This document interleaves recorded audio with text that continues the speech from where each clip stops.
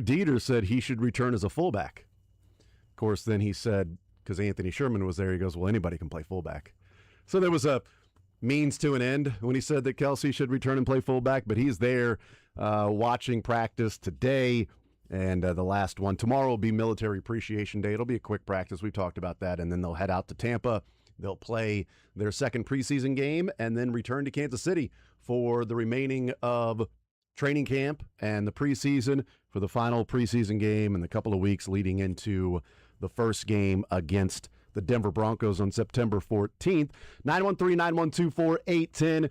Any developments out at practice, we will pass along to you. Trey Smith working off on the side, getting closer to returning, doing a lot more actual work and movement as opposed to just being in the rehab tent and riding a bike and things like that. He's actually hitting the sled and doing some of that. So that's good. And we'll see what else, happens. Gelati not out there at practice today. So that's unfortunate. Tyquan Thornton left practice early yesterday. He's returned to practice today, so that's good. So, some other developments as they happen, we'll pass it along. I do think of note that Kenneth Walker got the first reps with the first team today in the final padded St. Joe training camp 11-on-11s. So you think he's safe? I think he's the number one. Did you see who got it? Probably didn't, but because it came across just like 10 minutes ago. The number 2 reps, right after Kenneth Walker, who got the second reps? Emmett Johnson. The third running back to get in there with the ones and play a few snaps and get the ball? DeMarcado. Last one, Brashard Smith. Who knows what to make of all of this stuff? It's all a rotation, but kind of interesting. The first one in an actual preseason game was Brashard Smith. Final practice before preseason game number 2. He's the fourth guy in there running. And maybe, again, that's let's see what Emmett Johnson looks like with the ones more often. And maybe Saturday we see Emmett Johnson in there instead of Brashard Smith to see what he can do. And maybe we see DeMarcado in there earlier. And maybe that's the plan. The rotation is Walker, Brashard, Emmett, DeMarcado, game number 1. The rotation game number 2 could be Walker, Johnson, DeMarcado, Smith. And who knows, game number 3 could be Walker, DeMarcado, Smith, Johnson. Who knows? But we'll see as other things happen. We'll pass those along in the 11-on-11s going on today. We will hear from the Chiefs coming up. It'll be Steve Spagnuolo and assistant coach day. So we'll hear from Joe Cullen, which I feel like the entire allotment for the assistant coaches and assistant GMs should just be given to Joe Cullen. Like, we should have our choice. You can hear from Cullen, Merritt, Heck, O'Shea, DeMarco Murray, assistant GMs, Shea and Bradway, or that entire time you can just listen to Joe Cullen talk football. I choose the latter. I feel like Joe Cullen would totally be like, bring back the linebacker neck rolls. Bring back fullback. It's all about football. And I formation. Football and football. Yeah, I mean, these guys out here just playing football, and I just want to hear Joe Cullen talk more. You get Spags and Cullen. If that's back-to-back, I can then check out and hand the show over to you and just go home a happy man. Smoke a cigarette, call it a day, and just feel good about what took place. Now you sound like me. I know, right? I probably won't do that last part, but I certainly could be just relaxing after that if we get Spags and then Cullen. But it's a full day or a full assistant coach day. So Joe Cullen, Dave Merritt. Curtis brings up a good point. Dave Merritt's pretty good too. Yeah. So it's Cullen's voice that it's Spags and the Juan Blue. Yeah. Yeah, I don't really remember it, but you're probably right in that. I'll take your word for it. But yeah, these guys getting in the game, so Spags, and then Cullen's voice and just football guy, and then Dave Merritt's just like, well, that guy sucks. Yeah. Well, we can do this, but, yeah, I mean, Joe Cullen is the Lemmy Kilmister of coordinators. He's the Motorhead. He's the ace of spades. Yeah, but we'll get to hear gravel. That's right. We'll get to hear Chad O'Shea and DeMarco Murray talk, and then Shea and Bradway, the assistant GMs, will talk today. So a full day. We'll have that coming up for you in the 11 o'clock hour. We will talk in the noon hour with Todd Palmer, KSHB 41. He was out there at the meeting yesterday the city finance meeting that it passed unanimously to move on the proposal to the city council meeting tomorrow, which I expect to also be unanimous in the vote. Not maybe to the fullest extent of a rubber stamp. We'll see how much there are some dissenting views, but one of the scenes that took place yesterday was an unfortunate scene, and we talked about it when it first happened because we were on the air when that took place. It seems like almost everybody in attendance felt like that escalated to where it shouldn't have been that. So Sam McDowell was on yesterday and said that and was like, I think that, it got us, instead of de-escalating, it got escalated and it was handled poorly.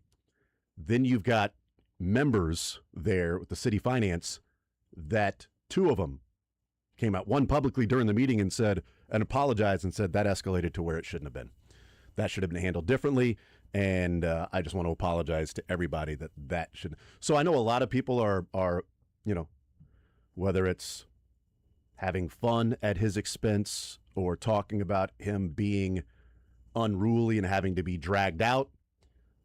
Pretty much everybody there said that was handled poorly by the side trying to get him out of the meeting, that it could have been handled differently. So I do think that's worth noting when we see one side and the video, and it just sounds like somebody that's lost control or looks like somebody just lost control. Apparently it started with, they were saying, hey, we'll, and then the security guy came over and just immediately put hands on him and tried to push him out. At that point, not too many people are going to be like, oh yeah, just push me on out. So I do want to point that out, but I'll ask Todd about that, what he thought about what took place. We'll get that out of the way quickly. I want to move on and talk about other things that are taking place with this, like what took place at the meeting in terms of the vote, like what is expected to take place tomorrow. What are the issues still left to be figured out? I think one of the bigger ones to me is the TIF district, because Mayor Q came out and again, he talked about what the TIF district will be around the new Kaufman, around the Crown Center area, and had fun at the Kansas side's expense on how wide and vast the TIF district was with that, and how, kind of they were pretty liberal with what they thought the TIF district would include. That would be new revenue brought in those areas specifically because a stadium is there. That's what it's supposed to be, is that this project increases revenue in this area. Therefore, the tax increment finance goes to pay back the bonds because that money is there only and specifically and almost strictly because of this project. So if you're willing to do that, you can't be willy-nilly on what the TIF district is downtown with the new Royal Stadium. That'll be interesting to see. Not going to find out what that is tomorrow. We'll find out down the road. And that's where I do think I think there are a number of people that are very much in favor of the project, but are also more in favor of transparency and what are the details before this sort of just gets rubber stamped along the way. And I think that's an incredibly reasonable place to be. I think there are some that no matter what it is, just push it forward and get the stadium done. And there are some that no matter what it is, don't do it at all. But I think it's a very reasonable place to be. And I probably find myself in that spot too. I am 100% in favor of this going forward. But I also want to know what the details are. And I want to know what the full lease agreement will look like. We know the cost overrun is going to go to the Royals, which is good. We know that unlike the current lease, and this is where when people are like, oh, this is a terrible deal, unlike the current lease, maintenance is paid for by the Royals. The current lease, the county pays for the maintenance. So that is a little bit of a difference. And with the surrounding overall, when phase 2 is done with the project, which includes the entertainment district and whatever else may take place, to where we've talked about and John Sherman's talked about the Battery in Atlanta and how that is a 365 revenue generator. The city will get 5% of all of the net revenue of any non-baseball event that will take place. You have concerts down there, they're going to kick back 5% to the city. So I think there are some details coming through in this, but we also don't know when the $1.1 billion of phase 2 kicks in, how much of that will be private. Which, if most of it's private, then I would feel even better about the project, because we've talked about one of my bigger issues is the Crossroads plan. It was a $2 billion plan total, and the Royals were putting in $1 billion. It's 50%. Right now, it's pacing for the Royals putting in a third of that. Okay, so what are the reasons why it would be a third this go-around versus half the previous go-around? Those are the details that I'm curious, and maybe there are simple explanations to where... Again, if it's the maintenance aspect of it, too, that could be a big part. Yeah. If originally the original plan was, okay, but the county pays for the maintenance, well, now if you pay less, you pay for the maintenance of and the upkeep of said stadium. And phase 2, I'm interested in because it could be that the Royals are putting in a third of the actual stadium cost, but they are footing the bill for the phase 2, which is the surrounding entertainment district. Because I'm not sure how much the city or the state will put in for the Royals buying real estate and creating, whether it's restaurants or hotels like the Battery, how much the city would then kick in, at least up front, as opposed to, let's be honest, what happens in a lot of cities, which is you get some tax breaks in your favor. So you buy up the real estate and maybe you don't pay that full property tax. Or you may get like a 25-year release of your property tax requirement for you to build there. We see cities attract businesses from different cities to come to theirs by giving them that property tax release.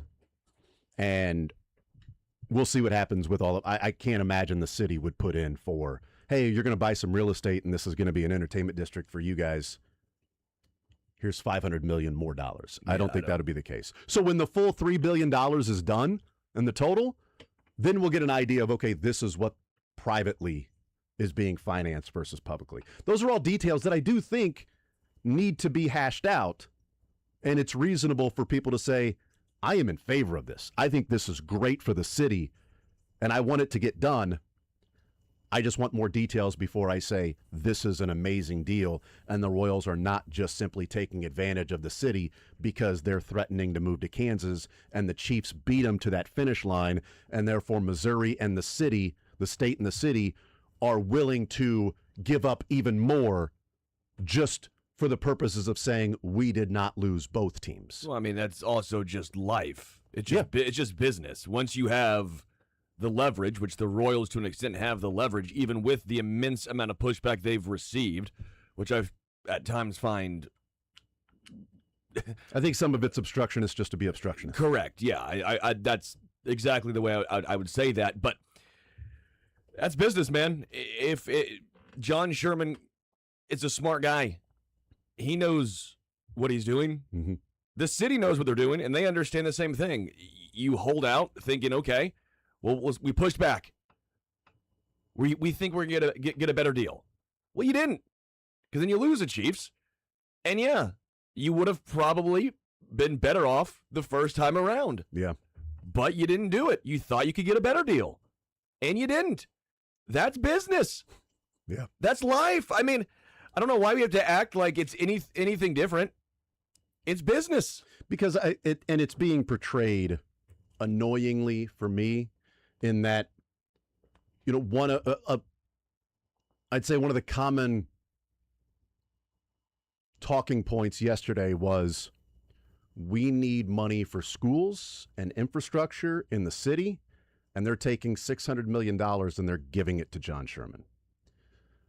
That's not what's happening. Also, the commentary of the people already voted this down. Also not true. They voted down Chiefs and Royals and a completely different project at the Crossroads and not this specific one that is Royals only. but they are not giving $600 million to John Sherman. Correct. And they're not taking money that is just sitting around in a bank account that has $600 million. Scrooge McDuck just diving into a thing of gold coins. That's right. It's not what's just sitting there. Yes. The $600 million is being issued in bonds that are paid back by the project specifically. So it's presented to a certain degree a little disingenuous. Will the Royals ever lose again? Like some people, Jack, are saying this Royals team may never lose again. And I don't know that I can disagree with them right now. I'm some people. Is there evidence to say that they will lose again? Because all we know is they play the A's and Angels. They'd have a pretty good shot for sure. So can you lobby the Major League Baseball to change the schedule in real time? Maybe next year. That'd be great. But maybe this late in the season, it's just not possible. Just file an injunction. That would be great. Yes, like Mark Mitchell, what he's doing, to try to be eligible for, to play at Kentucky for some reason. They win 4-3. They get the walk-off. And look, I find myself going back and forth on my commentary about the Royals because it was like a month ago. I'm only watching the Royals for okay, who are the younger players? But I do think there's an element of watching the Royals for, okay, what does next year look like? And I think we can view it through the prism of what we've seen the last couple of nights. Now, it is the A's, so take that certainly with a grain of salt. It was the Angels. But we have seen a lineup that is closer to what you would have expected the lineup to look like this year. Only going into the season, Jack, we didn't know what Kaggs would look like. We didn't know what Carter would look like. And I don't think anybody expected Michael Massey to look like he has this year. Defensively, certainly you thought that would be the case. But offensively, changing his swing, changing his stance, having the bat stay in the zone longer, not the warning track power, trying to get to 20 home runs as a second baseman, but in doing that, giving up batting average and on-base percentage. And you get a guy last night that has an 8-pitch at bat. I'm not sure he has that at bat last year. I'm not sure at any point in his career maybe he's able to have that at bat. And he did. And he gets the 8-pitch at bat, then hits the single. Tolbert comes through, Bobby, all of that. Salvi with the catcher's interference. There were so many things that took place in the ninth inning. But for me, watching this team, I do find myself watching it and rooting and some emotional investment, oddly enough, because it's through the prism of what would this look like next year and how off was JJ in his assessment of what they have ready to compete next year. Yeah, I've seen this topic going around social media lately of it's a tale as old as time. When the Royals are out of it, they play really well down the stretch. It keeps everybody's job, and therefore they view this team as who they really are, and they don't make the moves. I don't see it happening this year. In previous years, that has happened. So everybody that's saying that, they've got reason to go back and say, well, we've seen the Royals do this before where they play really well in September, they don't make any moves, and then we're right back to the same spot in June and July where they're 15, 20 games under 500. It seems different to me this year. Number one, because the front office already came out and said, yeah, we got to invest in pitching. We got to invest in this bullpen. We know we've got work to do here. We're not opposed to being overly aggressive, but we also acknowledge that some of these guys have to work out, right? Some of these guys have to show us that they are capable of handling a spot. Nate Pearson can be in your bullpen next year. Maybe someone like Carlos Duran can be in your bullpen next year. I'd view it more as depth because that's being too maybe not as aggressive in trying to overhaul your bullpen. You don't want to look at what they do in the final month and say, well, actually, we don't need to go out to this bullpen. We're good. We have these guys that can go out there and be high leverage relievers. They are going to be aggressive in the offseason because they've already said they're going to do that. I don't believe a great stretch to close out the year or a bad stretch is going to alter that or change that, because what it's showing me is, hey, this lineup is much better than what we saw over the last 2 months. Having Garcia back is big. I know Vinny has not been good this year, but it's nice to have him in the lineup over, let's say, a Luke Maile that has to play and you move Salvi to first base and Kaggs is in right field. You can just have a little bit of an upgrade there. And what it tells me is the supporting cast around those guys, the core they continue to talk about, it wasn't good enough this year. The pitching staff was not good enough. The bullpen was not good enough. Isaac Collins was not good enough for that outfield. Caglione was great. Jensen was good early on in the season. He's been through a slump, but now you kind of know who those guys are. You pair that with Michael, you pair that with Bobby, Massey that has turned things around this year, and then maybe you could chalk it up to Vinny just having a down year where he was riddled with injuries, or maybe you go out there in the offseason and bring in someone like a Ty France to be his platoon at first base of Ty France will play against the lefties, Vinny will play against the righties, Cags will be in right field. I'm fascinated to know what they want to do in the offseason, but I am not viewing this through the lens of, oh, they're playing better, therefore they don't need to do anything in the offseason. I believe the front office knows they need to do a lot this offseason. It's also good to see these guys come together and play good baseball to close out the year because you want to have some confidence that, okay, Garcia still is that guy. Massey can be this guy for a full season. Caglione can be a 30-home run bat. In the bullpen, Steven Cruz can be a 7th, 8th inning guy. Maybe Nate Pearson can as well because we know they're not going to replace 20 guys on the roster next year. It's likely they're going to replace anywhere from maybe 10 to 11. That's what they did in 2024. And that's what I'm going to be looking for in the final 35 games of the season. Who's going to be here, who's trying out, and who's absolutely not going to be back. That's what you got to evaluate when you're not in postseason contention anymore. Let's take a timeout. We'll come back. I do want to talk about a few things from last night, how that then may translate to next year. We'll hear from Matt Quattrero and Curtis Seabolt.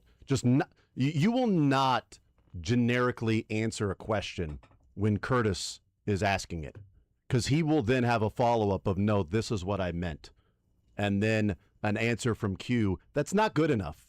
And then you get a follow-up from Curtis going, no, that's not good enough, Q. I want a damn answer to the question specifically I'm asking, and I will get it, or I'm going to keep asking the question.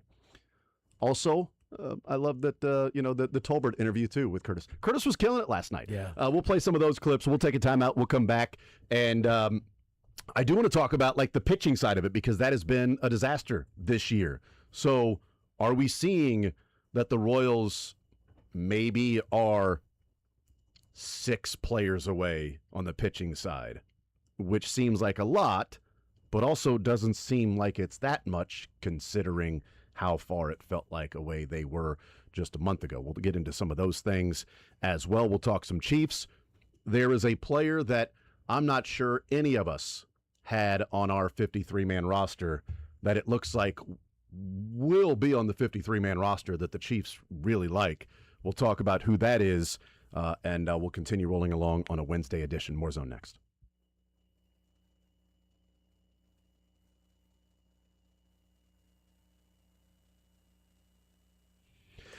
We make predictions every single day about politics.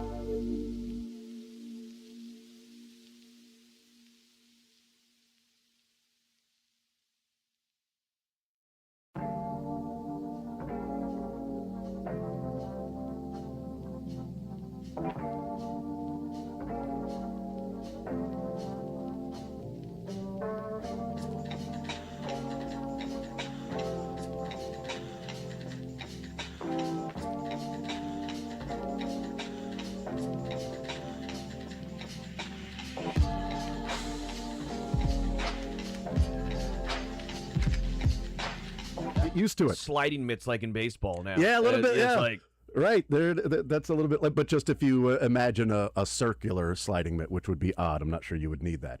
Let's hear from Matt Quattrero last night. I enjoyed this one watching it after the game with Kadog, and he asked Matt Quattrero. This is clip number 1. He asked Matt Quattrero about the lineup when what it does since they've added Michael and Vinny. It's balanced. I mean, you had a righty and a lefty. You had guys that are accustomed to hitting in the middle of the order. That allows us to have a really good hitter in Massey hitting 7th, and today Lofton was at the top, Carter was at the bottom. So either way, I mean, that's a good setup for us to have guys at spots where they're comfortable and where they're accustomed to it. And the balance of the righty lefty makes it tough on the bullpens when the starters are out. Does it make the lower spots even better? You add 2 guys and everyone down gets a little better? Yeah, I mean, look, Massey's been swinging the bat well. I mean, he's been hitting 5th, 6th. I mean, somewhere in there. So, does he get better hitting 7th? I don't know. I mean, he's been doing well. I mean, there's a lot made out of the batting order, and you don't really dictate it past the first inning. You guys have to hit wherever they come up. The big at bats today were, as we just talked about, from 6 down in the 9th inning. So, I understand why it's always a topic, but everybody's got to produce. Speaking more to the fact that you had 2 hitters, they're better hitters than 7, 8, and 9. If you put 2 better hitters in there, that makes. Yeah, I mean, I understand your point, but at the same time, I mean, you look like what Lofton did for us while he was hitting 6, 7, 8 at the beginning of the year. So we need everybody to produce, right? And you clearly count on guys like Bobby and in the middle of the order guys. You count on them to be run producers, but that doesn't mean the other guys can't do it either. I love that. Curtis is like, no, this is what I'm getting at. I'm talking about, you're saying the balance of righty and a lefty, but as you elongate the lineup and extend the lineup, it becomes better. Well, those guys have been hitting well. I mean, Massey, wherever he's been in the lineup. Right. But now where Massey is batting in the lineup, you have guys that are batting 6th or 7th, and you feel better about your lineup, and it's not Massey batting 4th and Collins batting 5th. It's Collins and Isbell batting 8, 9. And when you get around to 8, 9, Collins is not what has been in the past for the Royals, an 8 hitter, where Isbell is still what he's been as a 9 hitter. I appreciated Curtis in no, I'm really getting at what it does the further down the lineup you go, that now you've got a guy batting 7th that gives you an 8-pitch at bat. Yeah. And then comes through with a hit like that, what you're getting from Michael Massey, because you're adding Michael and Vinny to the lineup to move everybody down. That makes the number 7 hitter better, the number 8 hitter better. And yes, Quattrero, I know you're talking about specific players. The players are interchangeable. The point is, if a player was your 5th batter, because you felt like he was that good to be 5th in line, and he is now your 7th batter, your lineup just got better. But Quattro's the manager, and he's not going to call out the other guys that were in there before, that are not in there now, that were having to bat 6th or 7th or 8th, that are batting a little bit further down. But the point being, the lineup looks better, even if they had to wait to the 9th inning to get it rolling. And just with Michael Massey in general, I'm getting more and more enthused by him, especially if he is, as you're mentioning, alluding to, your number 7 hitter next year. Does he need a platoon? I know we talked about it, but I just went back because his 2 good years, 24 in this year, right? Those are the 2 I'm going to look at. He OPS'd 743 against righties. He OPS'd 740 against lefties. This year, OPS in 708 against righties. 872 against lefties. Now, I know it's a smaller sample size, only 82 plate appearances versus lefties versus 270 versus righties. But just because a dude's left-handed doesn't mean he has to be platooned. We see this with Kaggs and with Carter. I don't think you need a platoon for Michael Massey at second base. I just think that we all assumed he would need one because that's the way they've handled it traditionally with him. But the numbers don't back that up. The numbers say leave him in against lefties. Yeah, I'd say it's more so about, do you view him as an everyday player with all the injuries he's had in the past? Kind of the same conversation we have with Vinny Pasquantino of he has a back issue that I remember in speaking with him going into 2025. He said he's like, something I just have to deal with. I'm not sure that it completely goes away. And so this year he's at 108 games, I believe. So he'll finish with almost a full season, assuming he plays the rest of the way. And you go in the next year knowing that he's your second baseman. At bare minimum, he's your strong side platoon because you'll see more righties than lefties. And it seems with Matt Quatraro, he also wants to get some guys in the lineup a lot. Like Nick Lofton wouldn't be on the team and play once every 10 days. He would be out there quite a bit, and I'd imagine that Massey would be the guy that he's spelling more than, Michael. Michael's already. Could be spelling Vinny. Yeah, or Vinny if you... Honestly, yes, because if we did that... Sorry, I didn't mean to cut you off. No, you're good. Cut you off right there, but Vinny is the guy that needs to be platooned. Boy, I don't know that you can platoon a first baseman. I feel like if you're going to platoon somebody, that guy can't be your first baseman. Wink, wink, Sterling. But go ahead. Sorry. He's OPS in 764 in a horrendous year against righties. Yeah. 435 against lefties. Last year, 857 against righties. 614 against lefties. Year prior, 784 against righties, 674 against lefties. Not great, but that's horrible for a first baseman. OPS in at 674. And year prior, same thing. OPS in 784 versus righties, 697 versus lefties. It's just gotten worse. Every year, he's gotten worse against lefties. I think he just took the wrong road to get up north. Instead of 435, maybe try 635. But at least one of those. I don't know. It's better. They're platooning the wrong guy. And whether that's because you sit here and go, well, Vinny's done it before. Well, he hasn't. He's been bad against lefties. He's not been good against lefties since 23. Yeah, I would say it's just for the front office to make this decision in the offseason. I mean, Massey, he's clearly had a much better year. He's elite defensively, so that if we're going to talk highly of Kyle Isbell and how much they love his defense in center field, he can't hit. Massey has shown that he is capable of hitting, though this is the year that he's truly broken out. He was okay in 2024, but he also had the back injury that flared up. He didn't start that year. They had Adam Frazier as their second baseman on opening day, and they'll need to answer the question of, what are you more confident in happening next year? Is it Massey hitting 275, playing Gold Glove defense over at second base and playing 140 to 150 games a year? Or is it Vinny doing what he's done in 3 out of the 4 years, right? Which is being an above average bat. And that's kind of the weird thing with Vinny is, though he's never really crushed lefties, he's been a serviceable first baseman. And the Royals are not in that position to say, well, he was terrible this year. We gotta just move him to the bench here. We gotta platoon him, because I don't believe they will platoon a first baseman.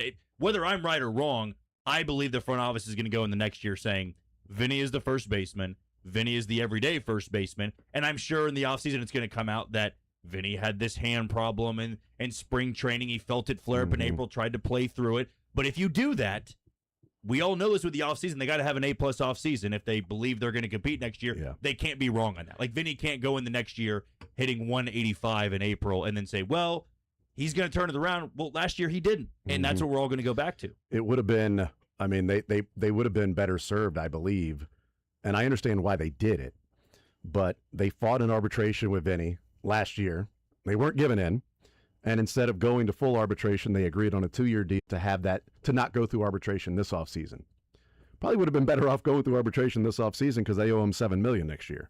So by giving him the 2-year deal, they gave him the 2-year $11 million. 7 of that is 2027. So you're on the hook for $7 million for Vinny.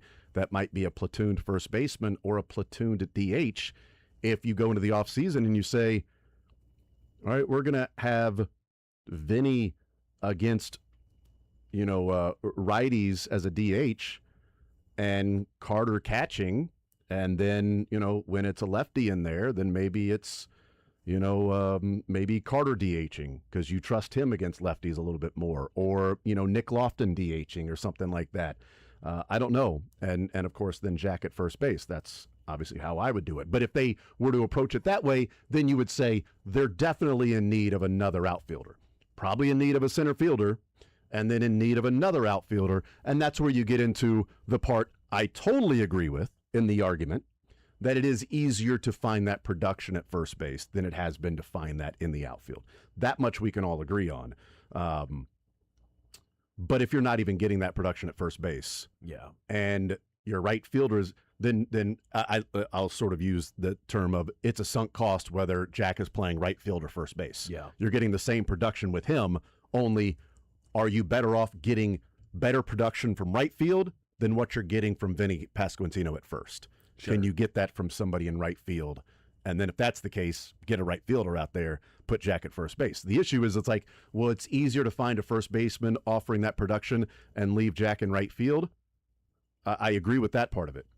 But the Royal strategy right now is the production you're getting is Vinny at first. And that's not good enough to be your everyday first baseman. Would you be better off finding a more affordable outfielder that would give you more than what Vinny's giving you? And then you can, quote unquote, protect Jack and his long-term health a little bit more by him playing every day at first base as opposed to in the right field and moving back and forth and things like that. Those are the decisions that have to be made. And by the way, with the payroll, they got to be right. JJ's got to be right, because if you go into next year and say Vinny's our first baseman again and we're going to compete and it looks like this, what are you doing halfway through the season? I don't mean like it looks like this that he's injured. I mean it looks like this while he's playing. And he's producing 400 against lefties, OPSing. Yeah. Like, that's not good enough to be in there as an everyday first baseman. So what do you do at that point? Like, they've got to make a decision, and they've got to be right about the way they handle Vinny in the offseason, knowing they owe him $7 million. I don't know that you can move him, Jack, because I think you're getting probably pennies on the dollar from what you could have got, a couple of years ago or last year. So. Yeah, his value would be at its lowest because he had the hamate fracture, and then the power's been zapped, and that's what many players say when they break their hamate bone. Yep. The one thing they talk about is it zapped my power. Isn't that what happened to Blake Mitchell? Yeah. Did Alex Rios have that too? Or was his just a straight up thumb? Remember Alex Rios? And was it 2014? Well, he was with the Royals. Rios was on 2015. 15, yeah. Because I remember that. That was a conversation with him. I remember he might have just lost. Pox. I don't know if he had much power. He might have just lost his power in general because he retired at the end of that year. So he was done at the end of that year. I'd be curious to know what the conversation will be if he finishes on a hot stretch the rest of the way. Now, I just said at the beginning of the show, I'm not going to overdo it with if guys are playing well, you say, well, you don't need to worry about it. Look how good he was in the final 35 games. Yeah. I'm also of the belief that for people saying, well, these games don't matter. No, it's the big leagues. These guys are playing for jobs, and they know if they don't play well, they could be getting replaced in the offseason. With Vinny, it's more so the conversation around him. He goes out and hits 330 the rest of the way, maybe taps into the power a little bit more. He finishes with 13 home runs. Do we go into the offseason saying, I don't care what he did? He has been an above-average bat every single year, even this one where he was horrible for 60% of it. Do you say, well, we're counting on him to be a 150-game-a-year guy, and we're counting on him to be a 30-home-run bat? It might be a bit far-fetched at this point, and that's why with Massey and with Garcia and with guys in center field, it shouldn't be about taking numbers and going, well, that's who they're always going to be. What you're getting out of this guy is great, but how did we get to that point? I believe Massey's been good this year because you've had Lofton as this other guy to turn to, and he's able to go hit against the tough lefty and play at second base, and you're not overdoing with Massey. Maybe that is the thing with Vinny. Even if he does finish the season well, it's, okay, we're going to play him against righties, but if we have a tough lefty out there, we saw Chris Sale on opening day, and Vinny was out there, right? So maybe that is where you go, we're bringing in someone to be that lefty crusher that when there's a tough lefty, Vinny's not playing. Well, and I think, to Sterling's point, and we got into this conversation earlier in the season where, we were talking about platooning Jack or platooning Vinny. And I think both sides of the argument are able to take a victory lap or willing to take a victory lap. I'm taking a victory lap. But the other side of it, taking a victory lap, is the Royals saying, yes, Jack's hitting like this because we brought him along slowly, because we protected him at the beginning of the season. The flip side is, see, look what Jack's doing against lefties. Why didn't you play him earlier? We're right. Both sides are saying that they're right in this. I just kept saying they platooned the wrong guy. But that's sort of my point, is if, to your point, Sterling, if last year J.J. Piccolo talked about the priorities, and one of the priorities he said was a weak side platoon for Jack Caglione in right. Okay, so if they were willing to do that, a weak side platoon for Jack in right field, as you've pointed out a number of times, Sterling, there's way more evidence consistently over his career that Vinny would be the one that would be in need of a weak side platoon. Jack doesn't need it anymore. So if you're willing to do it with Jack, when there was no evidence of what you saw, you just had a half a season where there's been 3 or 4 years of evidence of Vinny in what he's done against lefties. If you're willing to do that with Jack, then you should be willing to look for a weak side platoon for Vinny Pasquantino as well. And if that's the case, then it's probably, I don't know that I'm weak side platooning, unless they view it as weak side platoon as Salvi at first base, and Vinny gets the day off when they face lefties. Which would be fine, by the way. I mean, I would be okay with that personally. I just don't like Salvi at first. I just think they lose. I a lot agree. defensively. I agree, but He would need to be their backup catcher, and that's it next year if Yeah. he is going to come back Yeah. and play another year. You know, I would say with the construction of this team too, it's about where's the money going to, and this coming off season, we all know that the money is going to be heavily invested on the pitching side of things. Yeah. Like they need to go out there and spend money on a number one or trade prospects, which I'm not sure they want to do for a number one because that'll give up a lot. But go out there and get a number one, probably another starter for the rotation. They got to go out and add 3 to 4 bullpen arms at minimum. And then it comes down to, all right, if you want that weak side platoon at first base, what's it cost and who are you actually looking for? I know I brought up Ty France, but Ty France is not going to be a cheap weak side platoon guy. He's going to be looking to be an everyday DH somewhere and a first baseman because he's been that in San Diego. can he still play second at all? Can he play right field? No, He I did think play he's- second base. Why can't he didn't play right field? They moved Vinny to right, or They Jack can to teach right anybody. field. They can teach anybody to play. Come They on. had Jonathan India. They in left tried to field. move Jonathan India and Massey to the outfield last year. Come on. Yeah, Anybody I- can play outfield, apparently. Never understood that, by the way. But I would say that's where we know it's not going to be, all right, whoever they want, we're going to spend the money and get it. They understand that when they're investing a lot of money, they got to use it correctly and also sparingly. They're not going to go throw $10 million at a weak side platoon first baseman, even if that guy is a good player, because they would rather go, well, Vinny's going to play a lot. Vinny, assuming he's healthy, and that's quite a dice roll, they got to count on him for 140 games next year. Yeah. And they got to count on him to be an above average bat. And if they can get that, you know what Caglione can be, right? You know what Michael can be. You're hoping Massey can do this again. And now you can see the pieces being put together. But I would say, offensively speaking, they need a left fielder and they need a center fielder far more than they need to worry about the platoon with Vinny Pasquantino. And what's that going to cost? Yeah. What the center field market does not look great. The left field market, a little bit better. How much is Seiya Suzuki going to be asking for? I'd imagine a lot. He's having a phenomenal year. Yeah, he is. Randy Rosarena has been good. Do you want to give him a 4-year deal? Ian Happ's been really good. You want to give him a 4 or 5 year deal? Like I said, that's why I'm excited for the offseason because they said they got to invest. Well, who's on your board right now? And where is this problem on the list of problems you got to solve? Yeah, just get Rose up. I mean, come on, let him play center field. Let's go. Absolutely. I mean, Give me Carson Roccafor. That's all I'm saying. Well, Let me let's see what rock he the can do. fort with Carson. rock the Casbah. We'll see what he can do, too. We'll take a timeout. We'll come back, continue rolling more zone next.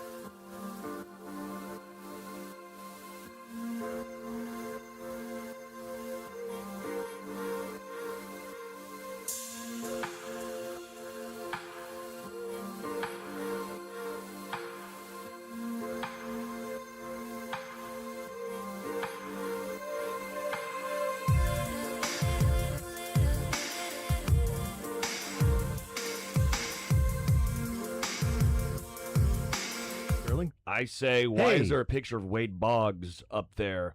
If you see up there, like the yoked picture of Wade Boggs when he was fishing. Because I think it was from maybe last week or maybe even from this morning, but I think last week they had a picture of it with Boddicker. Yeah. I think he might have been fishing with a yoked Wade Boggs, and they had Dude. that picture. And so they may have brought it back out Yeah, this I morning. like it, but who knew that beer and chicken is all you need to look yoked at age? What is he, like 68? Pretty sure everybody knows that. It's kind of a given. How old is Wade Boggs? If you're- 68. Wow, nailed it. I am ball knower. Crazy, but I don't know if anyone's seen this picture of Wade Boggs on the fishing boat, but oh my gosh, Uh-huh. that might be the most in shape 68-year-old guy I've ever seen in my life. Yeah, he's in good shape. He's probably. He looks better now than he did when he played. I guarantee that. I think Boddicker said he didn't look like that when he was 25.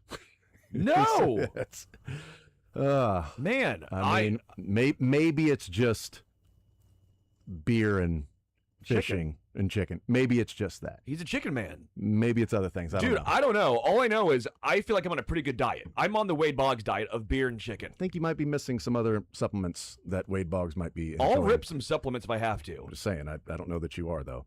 I'll roid up, okay? I'll do it. That's fine. For I'm the not. show. I care about the program. I care about the zone. I'm not saying that's what he's doing. You brought that up. No, but I'm just saying I will do it. It could be Andro. Could be Androstenedione. That's all McGuire did. I don't know what that is. Yeah, it's just it's a supplement that's totally legal and allowed or was allowed in Major League Baseball and was not an issue at all. It was just totally fine. So, yes, That would be really funny if we just like got yoked on this show. We just got roided up. what do you mean got yoked? I don't know. Yeah, Speak you for yourself heard what I said. Speak for yourself for having to get We have yoked. Darcy back there. Some of us already are there. Darcy's there, but Speak for yourself. You know. You guys are just giving me excuse to take PEDs. So, dude, I'll do it. honestly, I'm not. You know, I stopped because I thought maybe some team would take a shot on a 32-year-old that hadn't played baseball since club baseball senior year of college. But Yeah. I was still holding out hope for that. But I guess now with that probably no longer being a prospect, we might as well just pet it up. Yeah. Take our PEDs. The media is in the tent right now, so we'll see when things get rolling, when practice eventually ends. As I don't know if they're huddling up yet, but I will say you can knock on some wood here. That's not wood. There you go.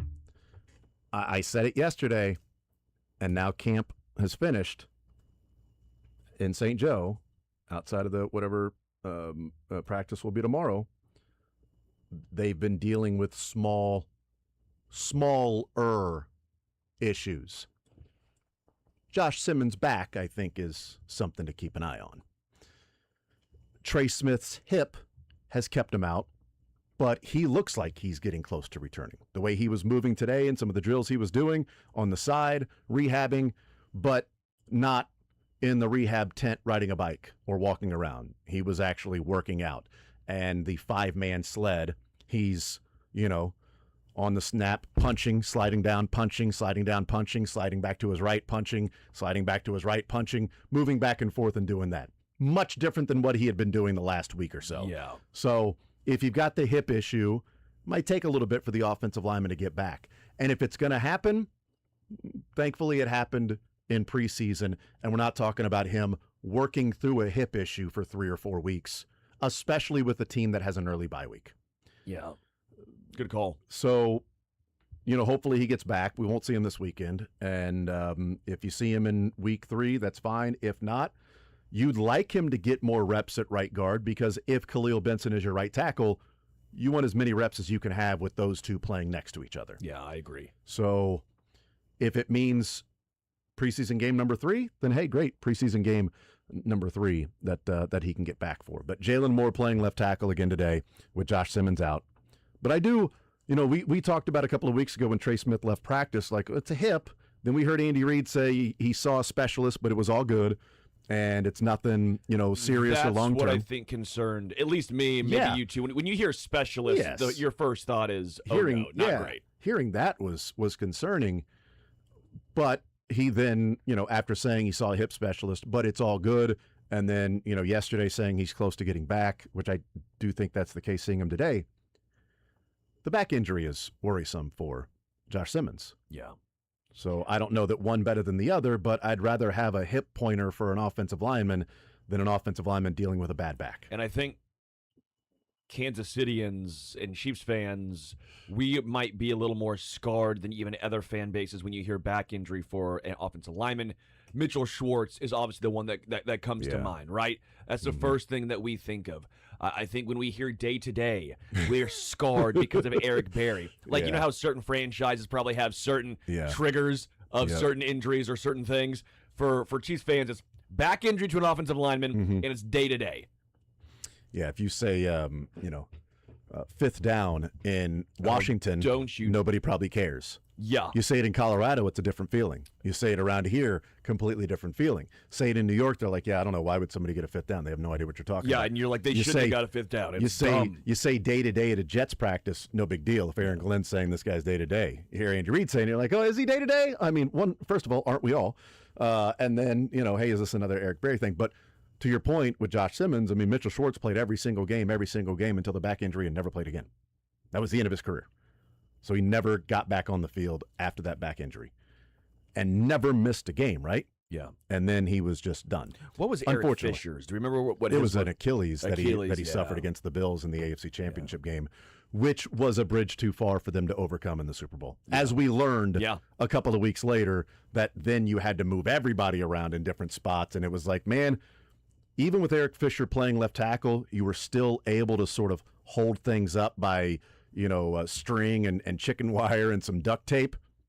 But once Eric Fisher went out against that defensive line and you're moving guards to tackle and right side moving to the left side, and this it turned out to be a disaster. Yeah. And, much bigger deal than we thought at the time. You're like, oh, that sucks. Eric Fisher's out. But, hey, there's only one more game you got to overcome. With Josh Simmons, do you get concerned at all? I'm not saying injury prone, and who knows, but he obviously had the patellar. He's now had the back. He had the hand. And you can say freak injury all you want, but it's also football. Yeah. Is it really freak when injuries happen in football? I think that's more of a freak injury because he's blocking and a guy goes to chip. Sure. The patella, potato, let's call the whole thing off. I think that's more of it's a football injury. You're going to step, you plant, and the knee gives. Back injury, more of like, okay, this happens in football. Yes, freak injuries happen in football, and you can say there is no such thing as a freak injury in football. But I would say, are you more likely to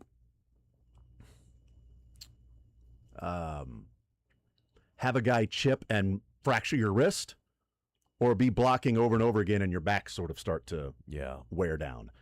I'd be more worried about the back and the knee than I am about the hand, wrist. Yeah, I'm not worried about long term in the chip at all. We talk about.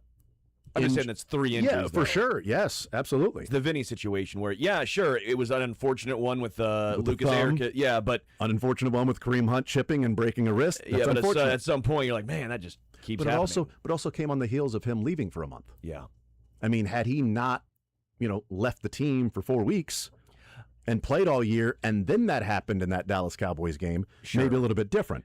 He misses 4 weeks, comes back, plays a few weeks, gets injured again, and then lost for the season. Now you're looking at this year and you're going, I don't know how long he'll be out, but, the back scares you anytime you're talking about an offensive lineman. There's part of me that's nervous by this of, can you count on Josh Simmons? He looks the part. It's a legit question. We've seen him look great. I think you can even say great at left tackle when healthy and playing. I think we can get to great. Maybe it's just really, really good. But we keep talking about how, your 4-year 5 offensive line is set. Well, now Trey Smith and Josh Simmons have some injury concerns. You're lucky so far you don't with Kingsley or Creed. But I want to make sure we're not just saying, Josh Simmons, you can count on him for 17 games and the playoffs every single season. Because so far, I don't know if you can say that. Yeah. I think we're almost too bullish. Yeah. On Josh. Yeah, Josh Simmons still out today. not in pads. Trey Smith not in pads, and then Matt Waletzko, who played left tackle in the game, further down the depth chart. Yeah. Also not in pads today with a left knee injury. It's obviously there's some concern with that. We probably need to take a break here. There is some breaking news in Houston with the Texans, and this is rough news for him, good news for a local kid. Texans wide receiver, and good news is not the way he would view it probably. Texans wide receiver going into his second year, Jaden Higgins, who was their second-round draft pick last year. It has been confirmed that, yes, yesterday in the joint practice he did tear his ACL. Damn. That does open up more playing time for Jalen Knoll, Park Hill kid. Yeah. Also Iowa State teammate, a little more time for him. But Higgins was coming on at the end of the year for them. They also get back Tank Dell. Tank Dell, thank you. That's exactly who I was thinking of. I figured. They've got Nico, who's really good. Yeah. Tank Dell coming back, and Higgins and Nico were sort of like that 1-2 punch. And Higgins out, that means somebody has to step in his stead, and maybe that will be Knoll. We'll see, but that's a tough break there. We'll take a timeout. We'll come back. We'll hear from the Chiefs on the other side of the break. More Zone next.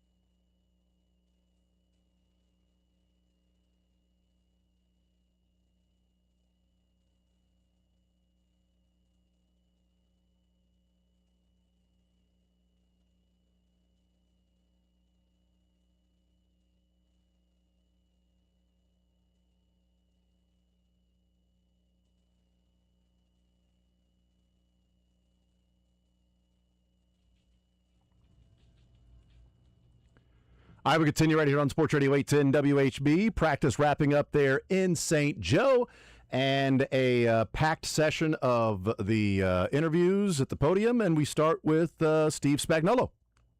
All right, the guys haven't had it. We haven't had it. You guys ready for the training camp to wrap up? Yeah, you guys ready to go? But I actually, I think I've told you this, but I actually like it. Of course, Maria's back east right now, so if she was home in Kansas City, I'd want to go back to Kansas City. I don't know how we got on that, but I'll just open it up, let you all fire away. What do you got? As you kind of said that maybe you would have liked to have seen more from Jay Hicks. We had a really nice preseason game, I guess. Yeah. How does he build? He had a good game. Yeah, it was good to see. I mean, I think Jaden probably stuck out as probably played the best in that particular game. He had a really good day here on Monday. Him and I was just talking. He was a little down yesterday, and then today he made a big play in the red zone, came up with the interception. But he's kind of been on that trajectory, and he should be. And he's been in the system for a while now. And those kind of guys have put a little bit more pressure on because I expect them to know more, not make mistakes that maybe a rookie would make. With the lane and progressing, just what you see out of him as he's been able to get through pads. Yeah, I mean, he's definitely a competitor.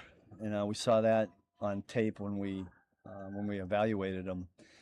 But, like a lot of these young guys, Nick and I were just over there talking about it. Sometimes you got to knock some practice habits out of him. I think Mansour is learning that. I think he's embracing it.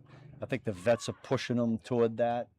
It's unfortunate that he's missed all the time he's missed, but we'll try to get him caught up here. I don't know what will happen with the game. That'll be on Coach Reed. But I'm anxious to get him out there and see what we got. Jeffrey Bossa, you get to see a little bit more of him. Yeah. How he looked to you? I think Jeff is, second year. He's right about where you would think he would be. The one challenge he's going to have is we're going to ask him to play a lot of different spots there, which is a good thing for him because that means we got the confidence in him. But the challenge will be learning them all. Kind of like what Jack Cochran has done for us a number of years. He's known every spot. Jeff will have to do the same thing. Jerry's speed. We saw you working kind of well with him. Yeah, it's step by step. Now we're being careful with LJ.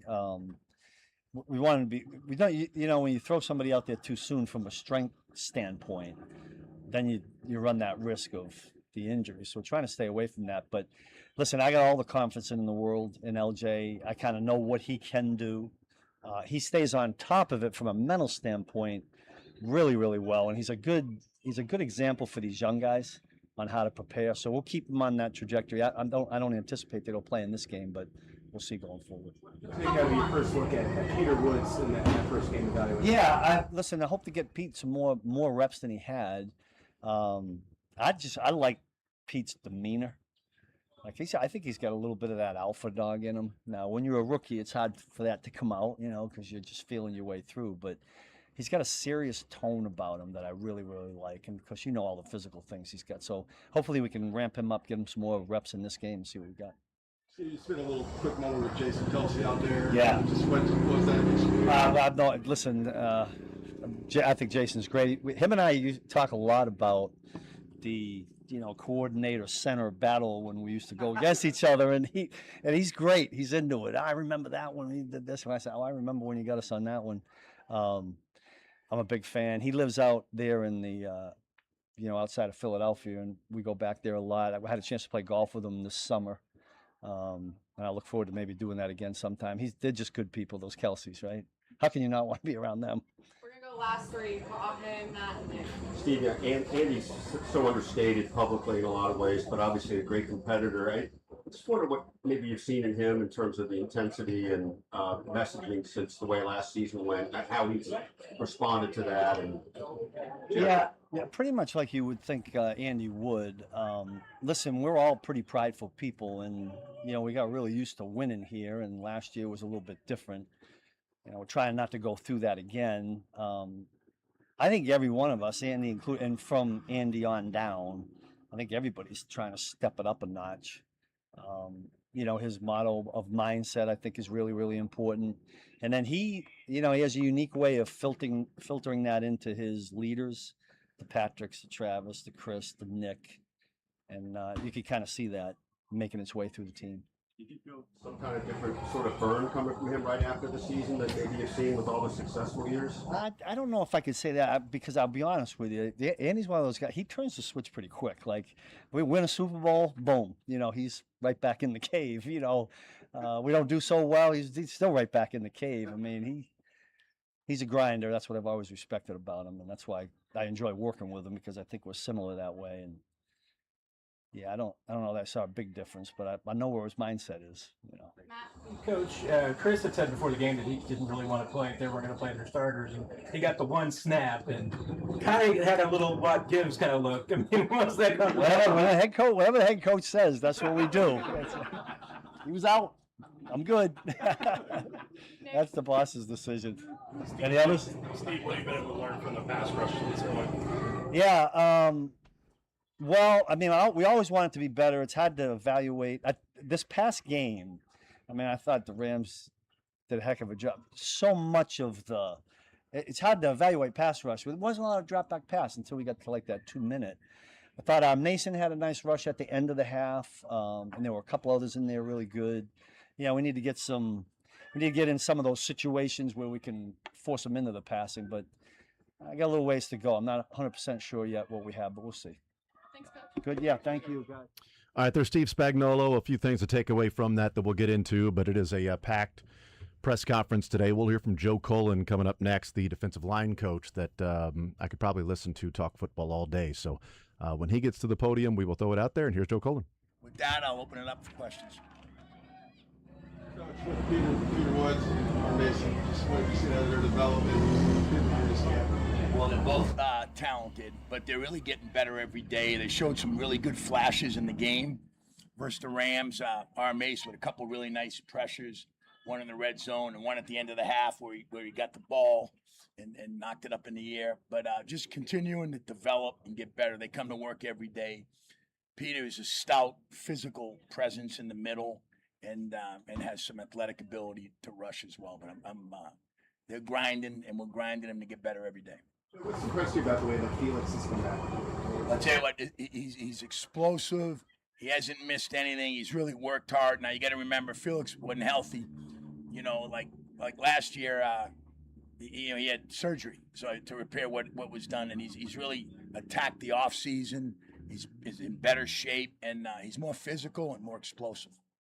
Really happy with where he's continuing to get better. Joe, what have you been able to see from Marcus Harris, especially against double teams? I tell you what, I was just saying to Marcus today, he's consistent. What I mean by that, I know what I'm getting. He's physical. He mans his gap. He works hard, and impressed that he comes to work every day. He's been stout in there. Couple more. How much do you feel like you need more from Chris that's not just on the field, Joe, in terms of just getting the rest of the guys understand what's being asked of them as a pass rush unit? Well, as Chris goes, we go. But, you also got to have help around him. That goes with George, goes with our Mace, Felix, all the guys. KT, another great addition.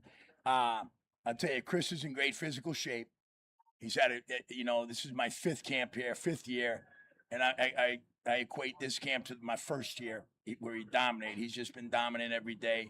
He keeps his body in great shape all year round. That helps, but he's developed more of a leader. Every year he's gotten better and better as a leader, and he really has shown great leadership with those guys. I feel like you're talking less and he's talking more than maybe the way I wouldn't say that, but, I mean, there are times when you let the big dog just talk, and I just zip it up in the meeting room sometimes when he wants to make a point, but he's been really good with that. What do you like most about KT? He's another one that he's big, he's physical, mans that nose tackle position, but he's quick and explosive. And he's had some battles with Creed, which I haven't seen in my 5 years here, back and forth every day, not only in the pass rush drills, but the run drills. But I really like his work ethic, and he's just a quiet assassin. He just comes to work every day. Thanks, Coach. Thank you. Have a great day. All right, there's Joe Cullen. Not long enough for Joe Cullen and football guy.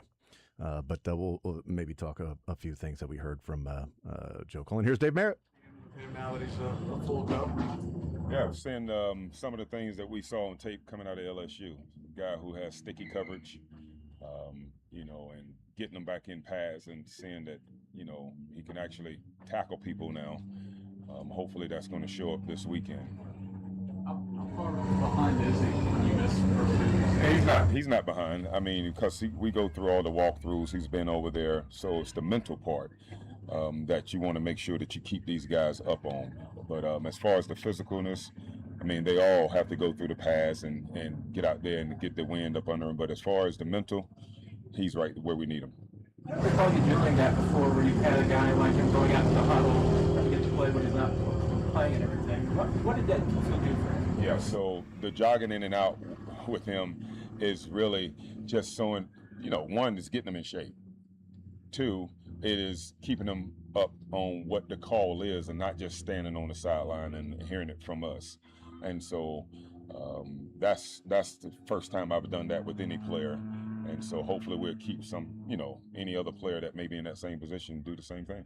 In general, with 3 starters you're replacing, what's your overall feel for how it's kind of coming together and where you think it's going to be by the season over? No, I think you're right on point because you're losing the Cooks and you're losing McDuffie and, of course, Watson. So you're trying to get the chemistry with, Gilman and all these guys that are new back there communicating. And so we're still trying to make sure we tie these shoestrings really tight. And so right now, to see the ones go out and play a little more together, we'll get a better assessment as far as where we are. But you're really not going to know until you hit full stride and those guys are out there for a game. Joe Hicks, where he played the most snaps. Yeah. Maybe on defense. What was the plan there, and what'd you see? No, same thing that you just said. I mean, Jaden Hicks needed to play. We were not going to play some of the other guys a lot, and he showed up and played well. I think as we all saw, he played fast. He was hitting people from sideline to sideline, so it was a good thing to see him out there perform. He needs to do it again. You don't want to be a one-hit wonder. That's probably one of the songs I made 30 years ago. You guys didn't even hear about it, did you? All right, I was a one-hit wonder. So, but anyway, no, he did well, and so hopefully he'll continue to ascend and do what we want him to do. What we've seen, it seems like Noel and Nolan Wallace are in line maybe for elevator roles. What tells you that each player is ready for that? Yeah, I think the thing is last year getting Noel Williams baptized into playing, and that allowed him to get his feet wet. And coming into this year, throwing them out there, some with the ones, and getting them going against really good receivers, that's good for him. As far as, I call him Crow, all right, Roland Wallace, he has been a player that we would love to play at safety, but being a Swiss Army knife that he can move down and play a little bit in the box and help us out as a nickel, that's one of the things that we've done well with him, trying to just have that position flex. So they've all done well. Thank you, All right. Appreciate you guys. All right, there's Dave Merritt. Interesting, Crow, CRW, like to play him more at safety, but being versatile, helps out. Here's Andy Heck. The good story that it is. Just what you guys see when you brought him into the program and then now seeing him on the field. How does that translate from one reason you could be in the story? I think you're right. It's a great story, and our scouts did a great job, bringing him in. And right away, you could see in our rookie minicamp that he had dominant physical traits. And so we're doing our best to train him at a couple of positions, give him an opportunity to grow, learn our system, learn a couple of positions. And he's done a great job. He's working his tail off. What's your message after the game to the guys about penalties? Yeah, obviously we've got to eliminate those penalties. It's clear that those are drive killers. I mean, we're moving the ball. We have a penalty, we go backwards. And so, we've got to be more disciplined than that. We got to play with our hands inside. We got to make sure we're sharp on the snap count, and we're looking for guys who can do that. You're down the number of guys. How do you balance? Making sure. Obviously somebody's got to go out there and play, but not over repping some guys. Is that a delicate tightrope to walk?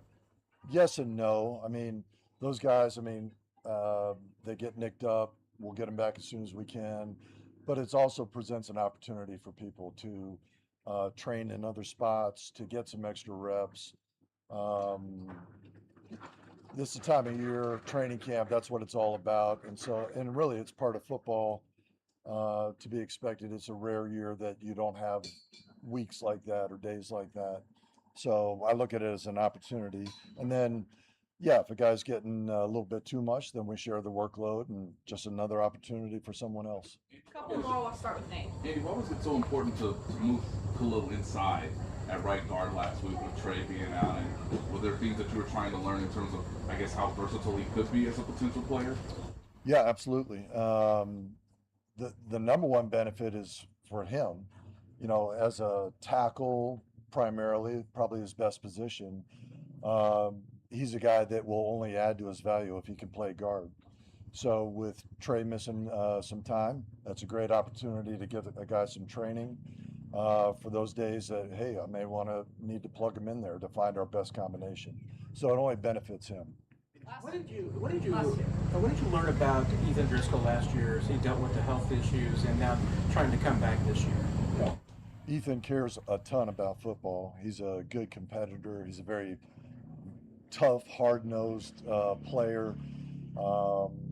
And so, you know, that showed itself last year when he was working through his surgery and coming back and getting healthy. He was there every day in our meeting room doing what he could.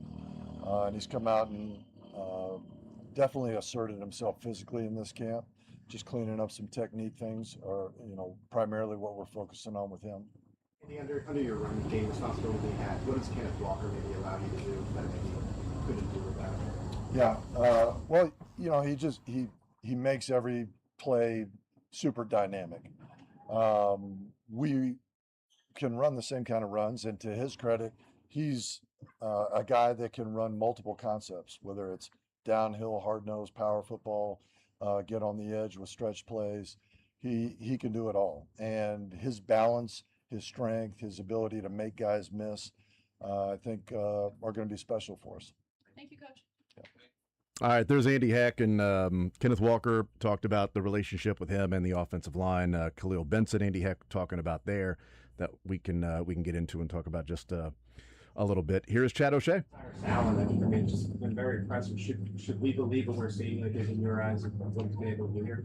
Well, I think Cyrus has come in and he's taken the coaching, and he's done a great job of working extremely hard and trying to concentrate on the things that we've asked him to do. There's so much detail and small things that go into being successful as a receiver in this league, and he has certainly tried to do the things we're asking him to do. It's been good to get him out there. I believe time on task, he'll just continue to get better, and he certainly has done a lot of things positive because he's worked very hard. We still have Rashid out here, obviously early on, he's still clearly dealing with the knee. What have you just seen from him recently over the last week or so? Yeah, I've seen a lot of improvement with Rashid. You know, he's been able to be out there. We've increased his reps. He had a really good day today working and finishing, playing with great effort. Rashid is also somebody that has come in and just worked extremely hard since he's been here. And he's been dependable for us. You know, he's going out there and he's improved every day physically. And he's working real hard to get out there and be a productive player for us. I know you and the enemy are a little more vocal in your way of coaching. Do you feel like the players receive that as well as maybe in this day and age with the way you guys are a little more intense about the preparation? I just think it's very important to be genuine and be who you are. And that's just my style, is to just have a lot of energy and to let them know. You know, I think that's contagious. I do believe energy is contagious, and I hope it is with our group. And I hope you see the product on the field and those guys in their play in the energy that they have by the way they play. You say that you want Cyrus to work on little things. Is there an example of, hey, this is something that seems somewhat minor, but you can already tell he's making progress because of what you presented him? Yeah, I think that one of the challenging things for rookies, especially rookie wide receivers, is just getting in the huddle, the communication, listening to the play call, being able to listen to the play call, get lined up in the correct alignment. So let's just start with the little things would be communication, and then being able to get lined up and not only going left or right, but getting in the exact alignment that we want for him to execute the play. So whether it's the communication alignment, it might be a small detail in terms of a route running technique that may be different for him.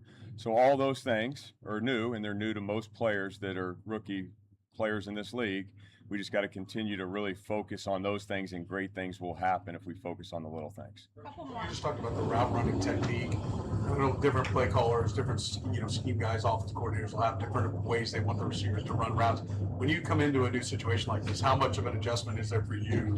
How much changes as far as, okay, this is how Andy wants it, so I got to teach this. Yeah, it's a great question, because as much as there's routes that are similar, that are universal throughout the league, the way we teach them, there's going to be some things that are very different based off of the way that Coach Reed wants them.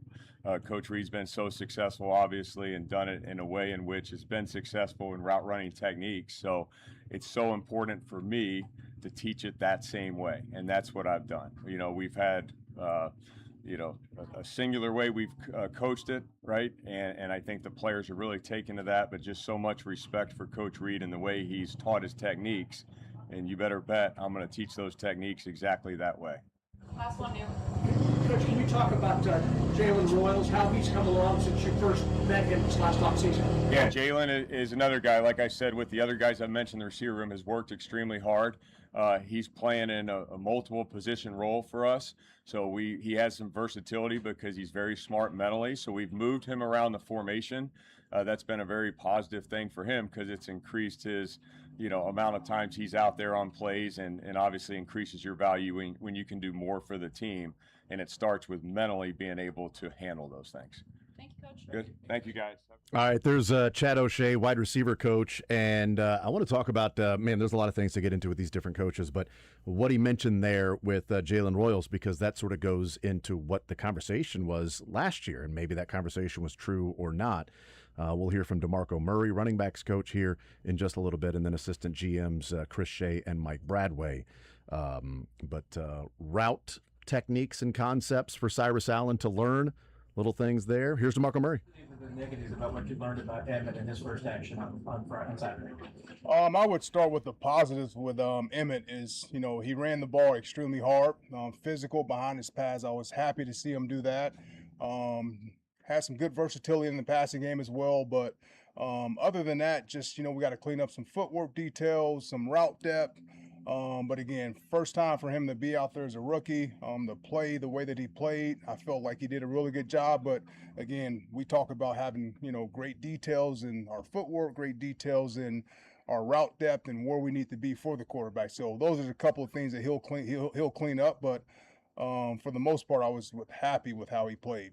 What are the challenges that come in with having to coach someone that comes in as polished as Kenneth when it goes into a camp? One more time, I'm sorry. What are the challenges with having to coach someone that comes in as polished as Kenneth did in the camp? Yeah, he's an unbelievable player, really good leader for us. He does a good job at working hard every single day. So there's not a lot of times where you got to yell at him about effort. So for me, there's just a couple of things that he needs to clean up with eyes, pad level. But a guy that's as polished as Ken is, you just want to add a couple more tools to his tool belt. But again, he's very receptive of that, man. That's the kind of player that he is. He comes out every single day. He wants to get better. He doesn't mind the hard coaching. But again, his biggest critic is himself. So that helps you as a coach to, find a thing here or there. But for the most part, man, he's very eye-opening when it comes to being receptive of information and understanding. He'll text me, "Hey, Coach, you're right. I saw that, after I watched the film." But again, he's been everything plus that we wanted.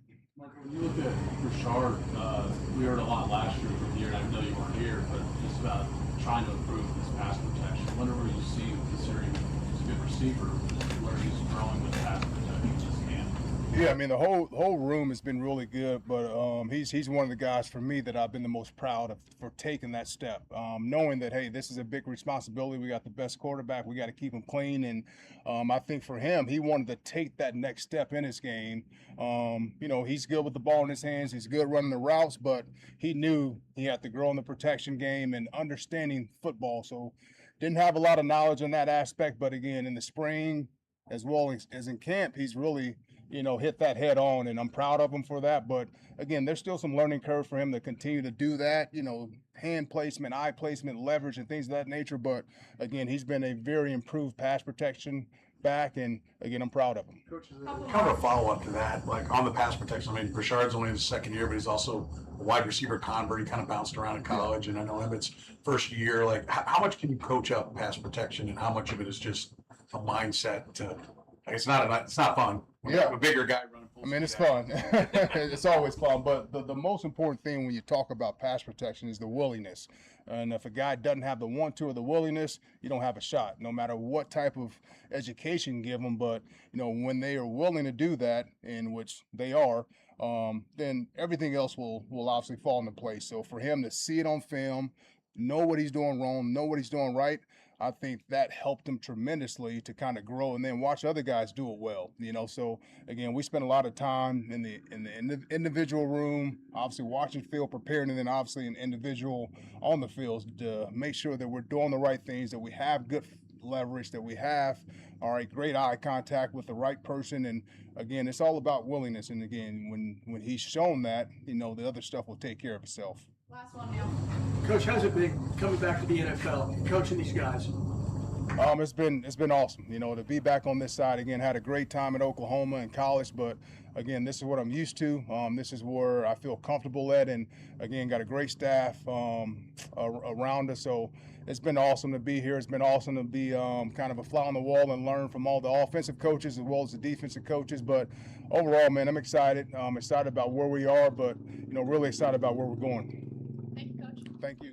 All right, there's running back coach DeMarco Murray. We'll hear from assistant GM Chris Shea and also assistant GM Mike Bradway when they get to the podium. We will hear from them. But DeMarco Murray, also a few things to take away from what we heard from him. I kind of want to work backwards until Chris Shea gets to the podium, and I don't know if he's close or not. The coaches went pretty quickly one by one, probably just all hanging out over there, and one done, next one up. So I don't know if that's going to be the same thing with Chris Shea or Mike Bradway, but Kenneth Walker, him saying that, that receiving part of it, that's what he's most proud of in taking that next step. We'll get into that, but apparently Mike Bradway is very close and is there near or at the tent and is heading up to the podium here. So it won't be a longer break to where we can start in on a conversation of some of the things that we heard. We'll hear from Mike Bradway, assistant GM, and also Chris Shea, assistant GM. Here's Mike Bradway. The earlier waiver priority, unfortunately, right, changed the game for you guys a little bit this year. Yeah, I don't think it's going to change the process itself, so to speak. I think we're still going to go about it the way we do in terms of watching as many bubble guys as we can, talking to teams, getting as much information as we can. Obviously, it increases the likelihood we potentially get a guy. So we got to be ready for, if we put in claims for 2 or 3 guys, we got to be prepared to obviously get those guys. But like I said, I think we're going to, attack it and watch the whole league basically, have a ton of calls and trade surplus. So I think the process will stay the same. Can you go through where you think the receivers are right now? I mean, Cyrus and Rasheed particular. Yeah, I think it's been a little tough just not getting everyone on the field at the same time. I think like what a lot of those guys have shown. I think Cyrus, just what he's shown so far, and I think Rasheed's getting better every day. It's good to see X back out there.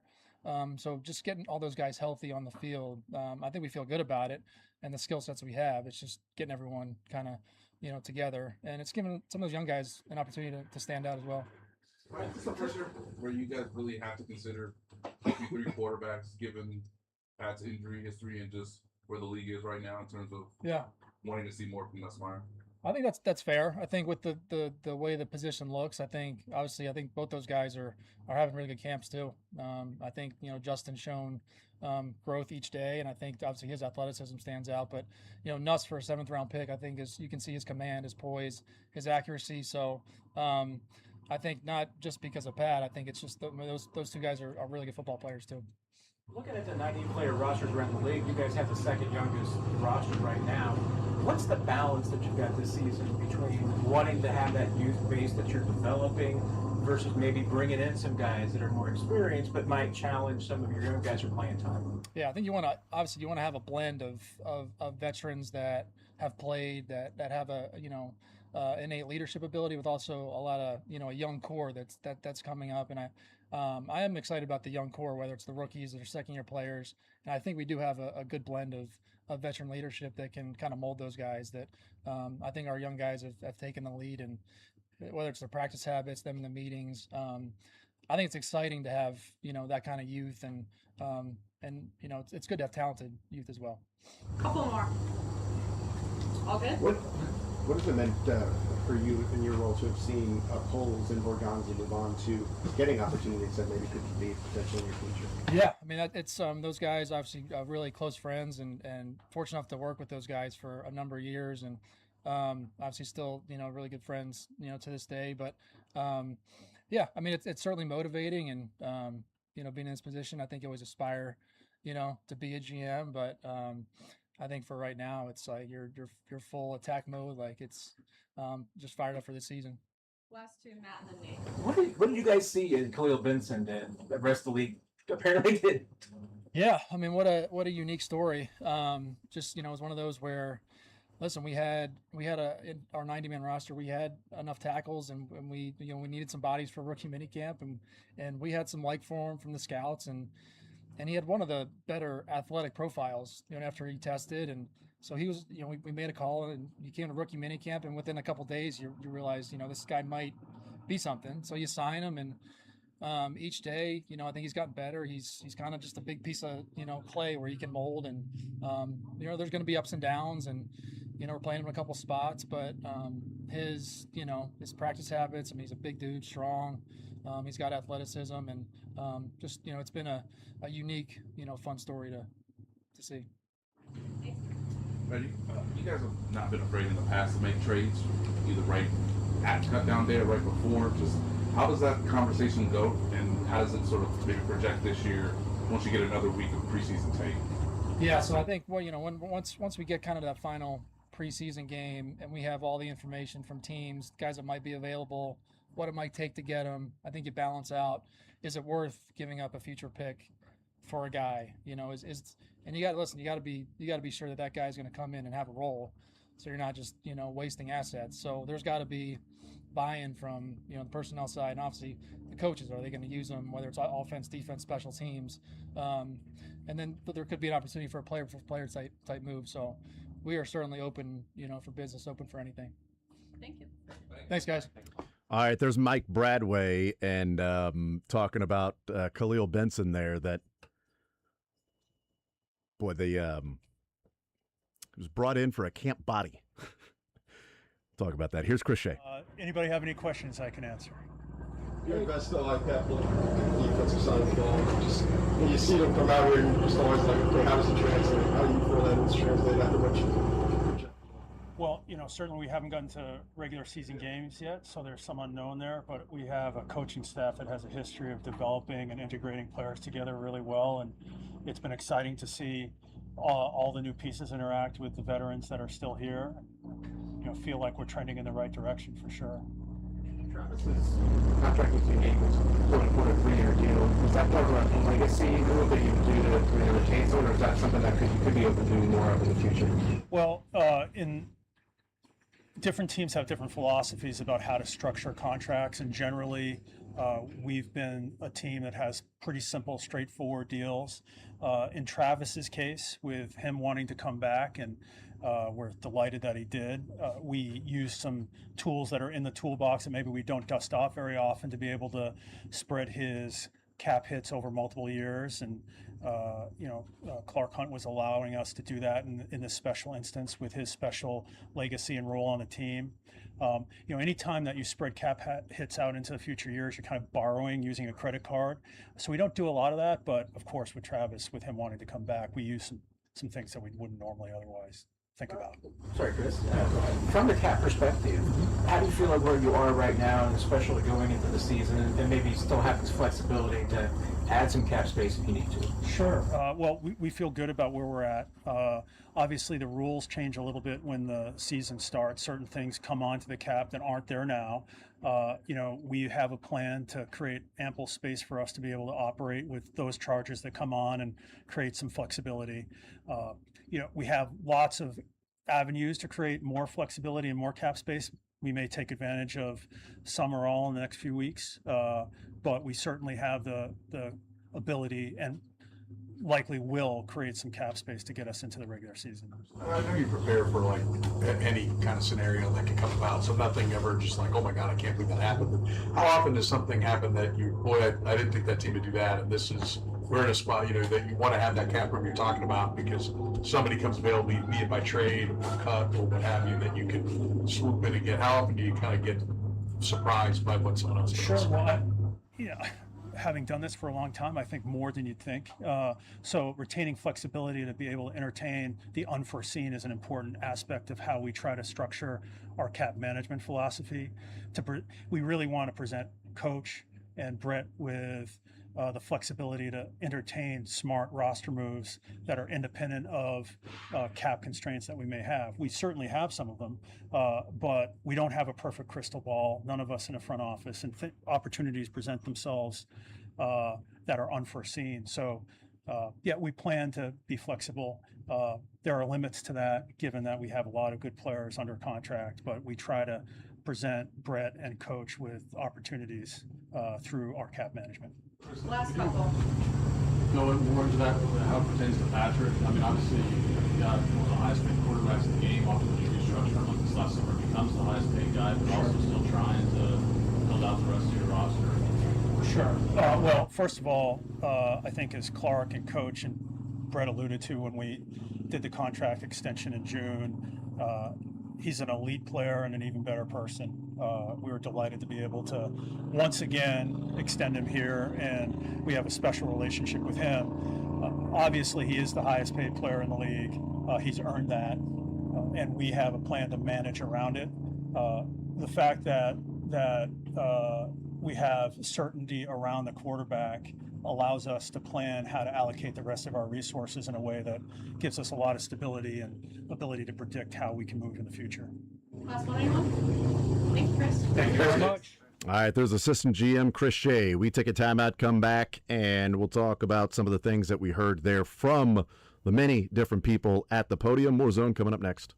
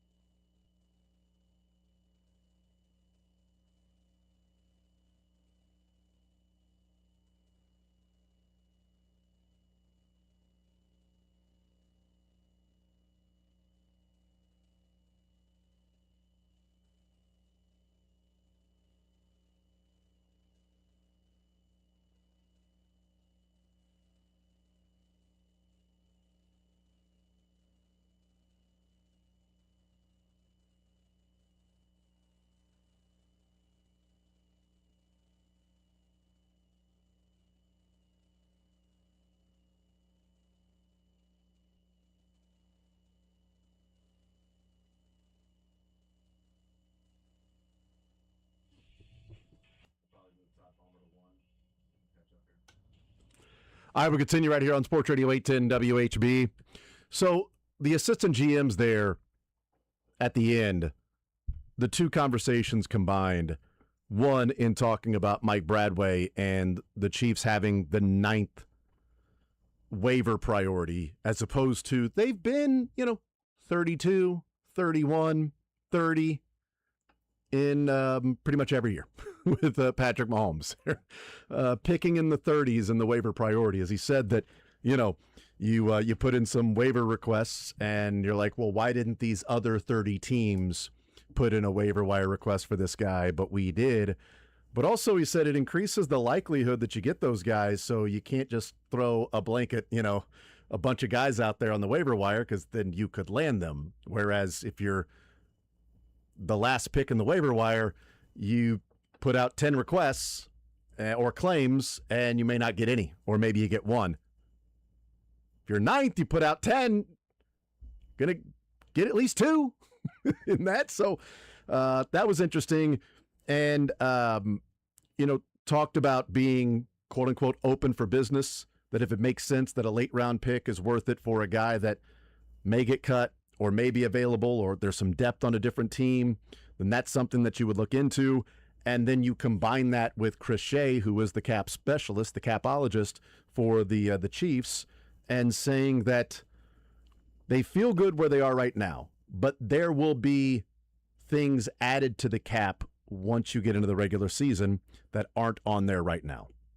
So they are going to have to create cap space anyway to, quote unquote, keep the lights on, as we say, to have that flexibility throughout the season. So they will have to find a way to create some cap space. And he said that they have the capability to create that cap space. They're planning on doing it. Then he also added they have the opportunity and capability with other contracts to create space for some other stuff, which he said we'll probably do in the next couple of weeks. So probably the next couple of weeks, we'll see a number of different restructures to create cap space. One, for the added charges that are going to jump on the cap already they have to account for. And then having availability for, as he said a couple of times, unforeseen moves by other teams to be ready to pounce if need be, and not have to then say, oh, hey, let's restructure this contract real quick because this guy's available. We didn't expect him to be available. Well, you probably have an idea of who's going to be available or not, but that's when he's talking about the unforeseen things that, hold on, this guy got cut? This guy was a cap casualty? Well, hell, we got to bring him in, and we got to find a way to make space because he could be a difference maker for us. So those two things sort of combined with Bradway and Chris Shea over the next 3 weeks before we get to September 14th. Because it's going to be a week from Sunday is cut down day. Yeah, we're getting close. So we're 10 days away from cut down day, 11 days, whatever, away from cut down in the NFL, because next Friday is the last preseason game. Sunday, you got to be down to your 53-man roster, and there's going to be a lot of movement, and especially if the Chiefs are looking at 50 through 53 that are sort of on the bubble, and they've got teams that maybe have better rosters in certain spots, and they've got to move on from people. Those guys then become available, and we'll see if any moves are made. They've made some moves in the past. They've obviously got Charvarius Ward in a trade right before cut down day. Yeah. So they've brought in different guys at different times. Brian that have been Waters. Cut. Yeah, that's certainly one of them. But even this regime, that they've gone and made some moves. So we'll see what ends up happening with that. But I thought that was interesting just at the end there of, he said, also the capability to create space for other stuff, not just keeping the lights on. And he said probably do that in the next couple of weeks. Edge rusher, maybe a run-stopping defensive tackle if Derek Nottie got I mean, if he's available, how do you not bring him in? He knows the system. Maybe a linebacker. I would imagine it's Creed Humphreys, the contract you go to. And Trey. I sure hope it's not Trey at this point with Creed is the one that you would go to. Creed's the safest, it feels like. Chris Jones, obviously, I think we can all agree no. Creed's the safest because he's also been lapped at the center position. Correct. With what took place. I think Creed is the one you go to. Yeah. I don't think there's really another option that's great. Trey's your Carl. Who would you go to next if it's after Creed? Trey or Karlaftis? I'm probably going. I might go Karlaftis over Trey. Yeah. We'll see. Speaking of that, I know this is a surprise, but the Los Angeles Chargers center, that is one of their better players, has ACL damage and is going to be out for a while. So far, it's not being reported in the last hour of a season ender, but it's an issue that is not going to heal quickly in the next. It's surprising the Chargers would have an offensive lineman get hurt. I mean, they finally get their tackles back, and then their center is just done. That's brutal. Yeah. Yep. You go out and spend the money on them, and you bring them in. Tyler Biades, what? Badi's centers, Badi's injuries that they've been dealing with. So they gave him 3 years, $30 million to come in and play center, and he's already injured. We need to take a timeout, catch up on some breaks. We'll come back and we'll talk about some of the things we heard from the assistant coaches, and also a note that we heard from Mike Bradway on Khalil Benson, which I think could be, a really interesting story down the road if he does make the team, which we expect him to do, but becomes a starter and a productive player. We'll take a timeout. More Zone next.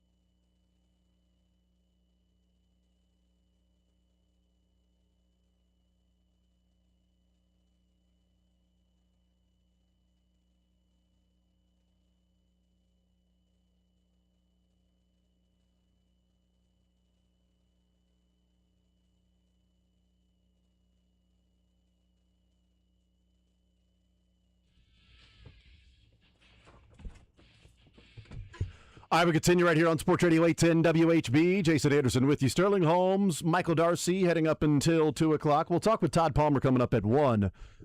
The meeting that took place yesterday around the Royals and Crown Center, and then tomorrow the vote and the city council will take place tomorrow at 2 o'clock. At least that meeting will take place starting at 2 o'clock. The vote, I believe, will be later on in the meeting, so sometime in the afternoon tomorrow. We heard from Steve Spagnuolo, Joe Cullen, Dave Merritt, Andy Heck, Chad O'Shea, DeMarco Murray, Chris Shea, Mike Bradway. All of that we heard today. I don't know. Where do we want to start? We want to work backwards, start from Spags. I just want to talk about Cullen's voice. Yeah, we can do that. We can talk about Joe Cullen's voice. Football guy. Yeah, for sure. The one note on Cullen then that I took away was, well, 2 things here. 3 things, sorry. Quickly through the 3 things. FAU said he attacked the offseason. Now he's more physical. And then Marcus Harris, he said, he's consistent. I know what I'm getting. Okay. Probably getting somebody that's on the roster. Remember how I thought it was going to be maybe a Cole Brevard situation? Looks like it's Marcus Harris. Looks like it's probably Marcus Harris. Yeah. When you hear him say he's consistent, I know what I'm getting, and he's stout, and he played a lot in the game on Saturday. Yeah. Probably going to be a guy that's on the roster. And then he talked about Kyrus Tonga battling with Creed. He said, I haven't seen that in my 5 years here with a defensive tackle like that battling with Creed the way that he's done, which is, great to hear, obviously. Marcus Harris is a little smaller. Yeah, I'm surprised. Doesn't come across as a bigger individual. And not as a... Yeah, he's not exactly gravedigger for the Packers. Well, that's why I thought, Brevard made sense. He's Yeah, but if he's not good, if he's getting pushed around. Yeah, that it doesn't matter. We've seen bigger guys get pushed around. It matters about the leverage and technique and how you play it.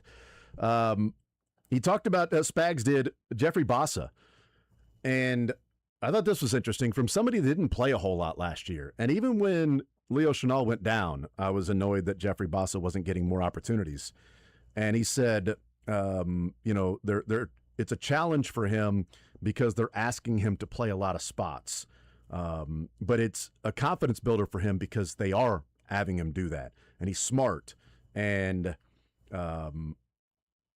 they have the confidence in him to do that. But and doing what he's supposed to be doing year 2. Yeah, I mean, so I thought that was it. They're moving him around to a bunch of different spots, which means they have some plans for how they're going to deploy Jeffrey Bassa this year. Thought that was of interest. And about Mansour Delane, you got to knock off some practice habits, or knock some practice habits out of him. I can't remember what he said. I wrote it down while he was talking. But I thought that was interesting because they are having him wear mittens. That's exactly what I thought was That's what I thought, well, too. remember how I brought it up yesterday, and I go, a little sticky. He's a little sticky. Yeah. I brought it up on Monday when you were gone. Brought it up yesterday again, and now day 3, they're like, you know what? Let's throw some mittens on this guy. This way he can't grab the jerseys of dudes. I think it's smart just to try and get some of the handsy-ness out of him, and so we'll find out. But yeah, I noticed that as well, and I was glad that was brought up, the practice habits. So the thing that I want to talk about with the wide receiver room and Chad O'Shea, he said, he talked about the different routes and the route technique, which is fine, and talked about Cyrus Allen, little things he has to work on, and some of those things are, he said the little things in the huddle, communication, hearing the play, and then immediately transferring that to alignment, route, technique, all of that from huddle to then lining up where you're supposed to line up, those little things. But at the end, he was asked about Jalen Royals. And this, to me, is where, how does it match up with last year? He said for Jalen Royals that he's really versatile, and they've moved him around to different spots, which is helping him get more opportunity. And he said he's really smart and knows all those different spots and where he's supposed to go and the playbook and things like that. which I find to be of interest because some of the whispers last year around Jalen Royals not playing was you can't put a guy in there that doesn't know the playbook. Yeah. So was that exactly true? Was it that he didn't know the playbook because of how he was coached? Did he not know the playbook because of a lack of understanding of studying? And then you got a full off season of learning it, that it, caught up to him and he finally figured it out. It clicked. Is it the way that he's coached with Chad O'Shea? I have no idea, but that stood out to me because he talked about they're moving him around to different spots because they, as Chad O'Shea said, because how smart he is in knowing what he's supposed to do. Wasn't last year the whispers are like, why aren't you playing Jalen Royals? Well, currently playing a guy that doesn't know what he's supposed to be doing out there on the field, and it's this late in the season, and he's not exactly, lining up correctly and doing some of those things. But I'm not saying that's why. There's some other, he's got some injuries he's battling, but can't really play somebody that's not smart enough to know what he's supposed to do. Well, even early in the training camp this year, remember it was Jalen Royals at one point was befuddled, didn't know the play, and Cyrus Allen was the one that got him lined up. So I don't know if that was a throwaway line today. Or if that's just generic speak that you hear. Hey, the guy's a dog. He's a competitor. Yeah. He's a loves smart guy. Football. Smart guy, getting better every day. Yeah, and so I don't. But he specifically said because of how smart he is, it's allowed them to move him to different roles, which is really interesting. And maybe now he's picked it up. Maybe it just took some time, and we hear how difficult Andy Reid's playbook is and all the nuances. So maybe it just took a guy a while, but that was not the conversation. You're correct. Last year, and then even to begin the year, some of the rumblings were, well, Cyrus Allen somehow knows the playbook better than Jalen Royals. Here we go. So, and maybe he's been studying, maybe he's been grinding, and if that's the case, good on him. Maybe he's been, cramming for the ACT, trying to get on the field. All the rumors of Cyrus Allen passing him up on the depth chart and all those things. So maybe he's really tried to buckle down. Could be, but you're right. To your point, that was not the conversation last year or even early in this training camp. Maybe Jalen Royals and moving him around. Jalen Royals playing the wide receiver version of Jalen Moore, in that Jalen Royals will be the first guy off the bench for somebody that gets hurt. So if Rashee Rice goes down, well, Jalen Royals, we're moving him around. He plays that role. Okay, well, Cyrus Allen is, out a couple of series. Okay, well, Jalen Royals, we're moving him around. He's playing that role. Xavier Worthy, whatever the routes he's running, not necessarily, the 9 or certainly maybe Tyquan Thornton different, but we're moving Jalen Royals around. He can play that spot too. So he's the fifth receiver, but he's the first one up to slide into if Rice or Worthy or Cyrus Allen are missing. I wouldn't put him in a Tyquan Thornton role, depending on what that role is, if it matches up closer to what it was last year. If it's more all-around route running and the full playbook and the full route tree, that might be different. But sounds like, okay, here's what you have in Cyrus Allen. Here's what you have in Worthy. Here's what you do with Rashee Rice, and we've seen that over the last few years. Tyquan's an unknown because he wanted to be a bigger part of a playbook and re-signed in Kansas City. But he said moving Jalen Royals around because he's so versatile and it helps him get opportunities to play. And maybe he is that guy that he's the fifth receiver, but he's got more value than we have given him credit for so far this year or the offseason or this training camp, that they're moving around to different spots because they like him in different ways. And he would be the first guy to fill in for if Rice goes down, instead of, all right, Xavier Worthy's out. Cyrus, you're running those routes. Or maybe it's Cyrus, you're running those routes, and Jalen is in for Cyrus, and you just move it on down the line. Sure. That he can play all the different stuff. We'll see what you happens have with to him. as a backup. I mean, it's baseball. If you're, the 24th, 5th, 6th guy, Nick Lofton, you have to. That's the value you provide. It's the Tyler Tolbert. Yeah. Right? You have to be able to play multiple positions to be on the back end of a roster. And he might be the super sub. Well, I hope that Jalen Royals is not responsible for Mahomes getting picked off. Well, also his name is Royals, so of course we have to make a Royals comp. I Also, was making a picked off. Yeah, joke with also Tolbert. fair. Also, I shouldn't make it after last night's big game. Just don't put it. Kind of rude of you. Yeah. Yeah, it's kind of well done, Tolbert. Came through with the bat. And then Jeffrey Boston maybe the same boat too. Yeah, right. So it was interesting. DeMarco Murray saying that. I made a note of this because I think it goes back a little bit to what Eric Bieniemy said about Kenneth Walker. When Eric Bieniemy said he wants to be right. And he's argumentative. But he does want to learn and know what he's supposed to be doing. But he wants to be right. Okay? DeMarco Murray talking about the receiving room and Kenneth Walker as, a receiving back. And he said that Kenneth Walker he's most proud of in that taking the next step to wanting to be somebody that is part of a passing game. And he said he didn't have a lot of knowledge in that, in pass pro. And taking it on and saying, if I'm a full, bell cow back, if I don't want to just be a first and second down back, if I want to be in there for the third down, if I want to receive the ball, if I want to get out in space and score some touchdowns that way, have overall yards from scrimmage, I don't want to be a first and second down back. I want to be a 3-down back. That's what they're paying me to do. How do I do that? Well, you got to protect 15. You can't just be in there and say, oh, I'm in the passing game, so I'm going to run out on a route. No, you're there in the passing game. You better learn how to protect Patrick Mahomes. And DeMarco Murray's saying, because we see Charbonnet. We saw some other guys come in on third down in Seattle. And it's like, oh, well, this guy's more of the receiving back, and they didn't use Kenneth Walker in the passing game. Well, did they not use Kenneth Walker in the passing game because he couldn't receive? Or they didn't use Kenneth Walker in the passing game because he couldn't protect? I think it's that one. I think it's more that one. And DeMarco Murray saying he didn't have a lot of knowledge in that. That's a pretty honest statement about somebody you're bringing in and paying the amount of money you're paying for Kenneth Walker. But they're also not bringing in Kenneth Walker to protect Patrick Mahomes in the pass pro. They're bringing him in to run the football that's handed to him. But he talked about how much improved he is and how willing he is and wanting to be better. But what I sort of laughed at, to go along with what we heard from Eric Bieniemy when he said he's sort of argumentative, but he wants to be right, but he also wants to learn, is he said in coaching up the pass pro, because he was asked, I think it might have been Seren that asked him about the pass protection. Is it easy to coach that guy up? Do you have to have a certain trait or skill that's already there that if you're lacking, you can't have that? And he said, first of all, he said willingness. If you're not willing, there's nothing we can do.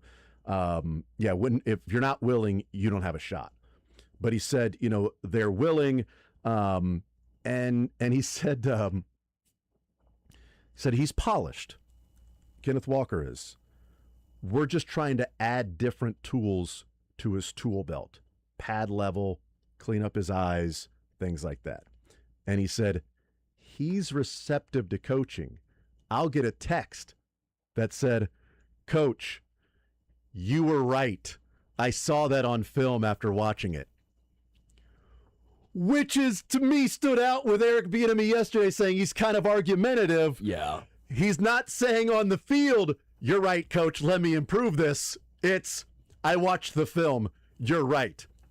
Not thinking you were right earlier today.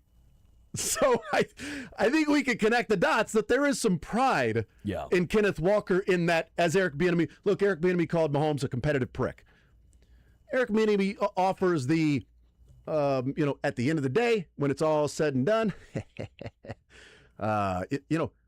I'll say this, but he also offered every once in a while that Patrick Mahomes is a competitive prick, which is a great way to describe him. Like, he's an AH when it comes to being competitive, okay? Sure. He's going to go after your throat.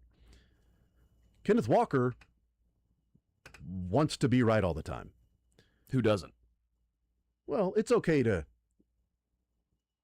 be flexible if you don't have to think you're right all the time. You know what I mean? Like Jaylen Brown, the talk was he always thinks he's the smartest guy in the room. And now the joke is that with Jaylen Brown and LeBron James, one of the guys is looking at the other going, I'm the smartest guy in the room. Nope, I'm the smartest guy in the room. That's the joke. I'm not sure that that's Kenneth Walker. But it does, this anecdote to me adds to the, not necessarily the argumentative part, but adds to the second part when Eric Bieniemy said but he wants to learn and he wants to get it right. That at least, as DeMarco Murray said, he'll get the text that said, you were right. There's an admission there if he was wrong. Well, and that's probably what it was in Seattle, too. I mean, who knows what it was. he obviously wants to be an every down guy. Mm-hmm. Seattle clearly said, we want to split you with Zach Charbonnet. We're not even going to develop you as a pass protector. And before Zach, because you didn't have knowledge of it. Before Zach Charbonnet, who was the guy he split carries with? I'll go look while you're doing that. It was he got injured a lot. Rashad Penny? Yeah, Rashad Penny. It was Rashad Penny. Rashad Penny, first nice rounder. job, Yeah, dude. thank you. Good pull there, Darcy. Yeah, we don't even make pennies anymore, but you were able to make that one. Nice job. Go ahead, Sterling. And so, who knows how willing he was, how much Seattle even worked with him on that, what their coaching looked like. But we know in Kansas City with Andy Reid, you will not be a running back seeing the field if you cannot be at least semi-effective in pass pro. Yeah. And so we're seeing the growth there. We saw on PFF, again, take with a grain of salt, but I think it does play a factor here.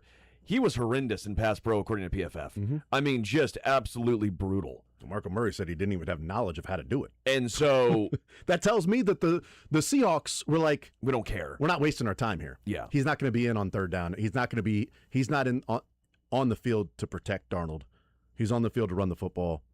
And if we have him on the field in passing situations, he ain't staying in to protect. He's going out for a route. Yeah. We've got other guys, Charbonnet, whoever else, that we can come in and protect Sam Darnold if need be, if we want to, audible to that. But if Kenneth Walker's in there, we're not going to have him do. And maybe it was we can't get through to him. He's not willing to learn how to pass protect. He doesn't think it's important for him to do that. And maybe now in Kansas City, wanting to be a 3-down back, if you don't do this, you can't be in there on third down. Do you want to be a bigger part of the passing game? Do you believe people are right when they say you can't be a part of the passing game? Because that was sort of thought of as he can't catch. Yeah, you're right. You can't throw him the ball because he can't catch. It was like, well, actually his catch percentage is pretty high. Now it should be for a running back, but catch percentage is pretty high. And we saw in the playoffs, like they threw him the ball, he caught it. Like he was running actual routes and he was catching it. I thought this guy couldn't catch. Or maybe he can't protect the quarterback, so he can't be in there on passing downs. That's what it feels like now. And if that's improved, hey, great. He becomes an all-around back. That still needs to be, Sterling, that you pointed out, protected from injury, which is where an Emmett Johnson or a DeMarcado or a Brashard Smith comes in, because all of those guys, Brashard Smith and Emmett Johnson, have to get better at pass protection. Because in theory, you could say there's really only one guy of those four that coming into the offseason as a part of the Chiefs, after they drafted Emmett Johnson, let's go back to May 1st. Out of those four, you can make a case that before the Chiefs got their hands on him in coaching, there's only one guy you would protect or you would trust to protect Patrick Mahomes, and that would be DeMarcado. Brashard Smith couldn't do it last year. Emmett Johnson has a long way to go, and Kenneth Walker didn't want to. So it's going to take a lot of coaching, and I'm not sure last year's coaching staff would have been able to do that. No, I don't think so. I mean, we talked about it last year. The coaching staff was questionable in certain spots. I was not trying to take shots at those guys, but clearly there was something lacking. Let me ask you this. If Kenneth Walker is willing to be argumentative with Eric Bieniemy, that's been there, done that, played the game at that position, been recognized for what he's done, and as people are as excited for him to be back in, do you think Kenneth Walker listens to Todd Pinkston about how to pass protect as a running back who never did it? No. Like, I don't know. You don't know. Or but DeMarco Murray. That, okay, you've actually done it. You've been here. I've seen DeMarco Murray film. Maybe you were a badass. Okay, this is how I need to do it. Okay, maybe I'm more willing than Todd. You've never taken a handoff in the backfield. You aren't. I mean, come on, man. Well, Rasheed Rice with Chad O'Shea or Connor Embry. Yeah, now with Chad O'Shea. Right. Yeah. As far as just the difference, I mean, will we see a revitalized or maybe a renewed, more focused, more focused Rasheed Rice, motivated? He should be motivated. It's contract year. Bieniemy and Chad O'Shea. Would we have seen this? And again, this is probably unfair because you don't know. We but don't know. Would we have seen this Cyrus Allen with Connor Embry last year, with Matt Nagy last year versus Bieniemy and O'Shea? Yeah. O'Shea. I don't know. I would be willing to guess that if we hear Walker being argumentative and sort of always wanting to be right, and then having to go back and text DeMarco Murray saying, "Yeah, coach, you were right. I watched it on film, and now I saw what you were talking about. You were right." I'm not sure that he's going to take to coaching from somebody that's telling him what to do that played wide receiver in the NFL? I don't know that would be something that would align with his personality, as opposed to even offering pushback to DeMarco Murray that's telling him this is what you're doing, and later on watching film having to text and go, yeah, you were right. We'll take a timeout. We'll come back, continue rolling. I want to talk about Khalil Benson, because what Chad O'Shea said, and maybe it was Andy Heck that said it as well, or maybe it was not Chad O'Shea, but Chris Shea and Mike Bradway, what they had to say about a new guy making hay and maybe getting an opportunity to play. He's a big lump of clay. Oh, man. Nice job. Let's just break. I don't think we should stay.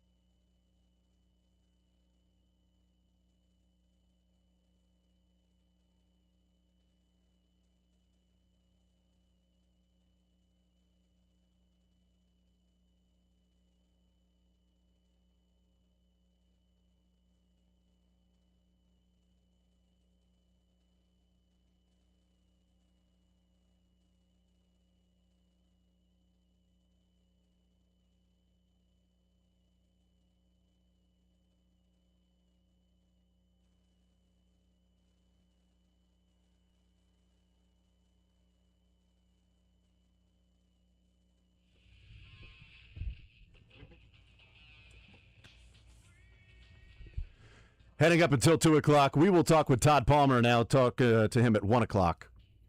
Rescheduling some things with the pressers, the Kansas City Chiefs. You know, one of the big stories of camp we know has been Khalil Benson. And we've wondered, hey, how is it that this guy was not a UDFA? How was he a camp invite? And Mike Bradway saying that they already had enough tackles on their 90-man with the UDFAs and the guys they had already heading into rookie minicamp. And he said, but we needed some bodies. So our scouts liked him, so we reached out, offered the invite, and he got here. And then, of course, you hear the rest of, you saw early on that the physical traits were there, some ups and downs, but you can mold them. And we saw pretty early that this was a guy that we were going to offer, you know, a return to minicamp and OTAs and be on the 90-man. I don't know what it'll turn out to be, Khalil Benson. But when you hear, like, we just needed some bodies. And, like, we weren't planning on this guy was just going to be there just because we needed people to help fill out rookie minicamp. It's not the same, but we've seen guys that are like, Tony Romo was a quote-unquote camp arm. Yeah. He was brought in just because they wanted somebody to throw the football that wasn't the regular quarterbacks. So, you know, the quarterbacks didn't get like dead arm or whatever. So, like, let's bring in a camp arm. Kurt Warner was that guy.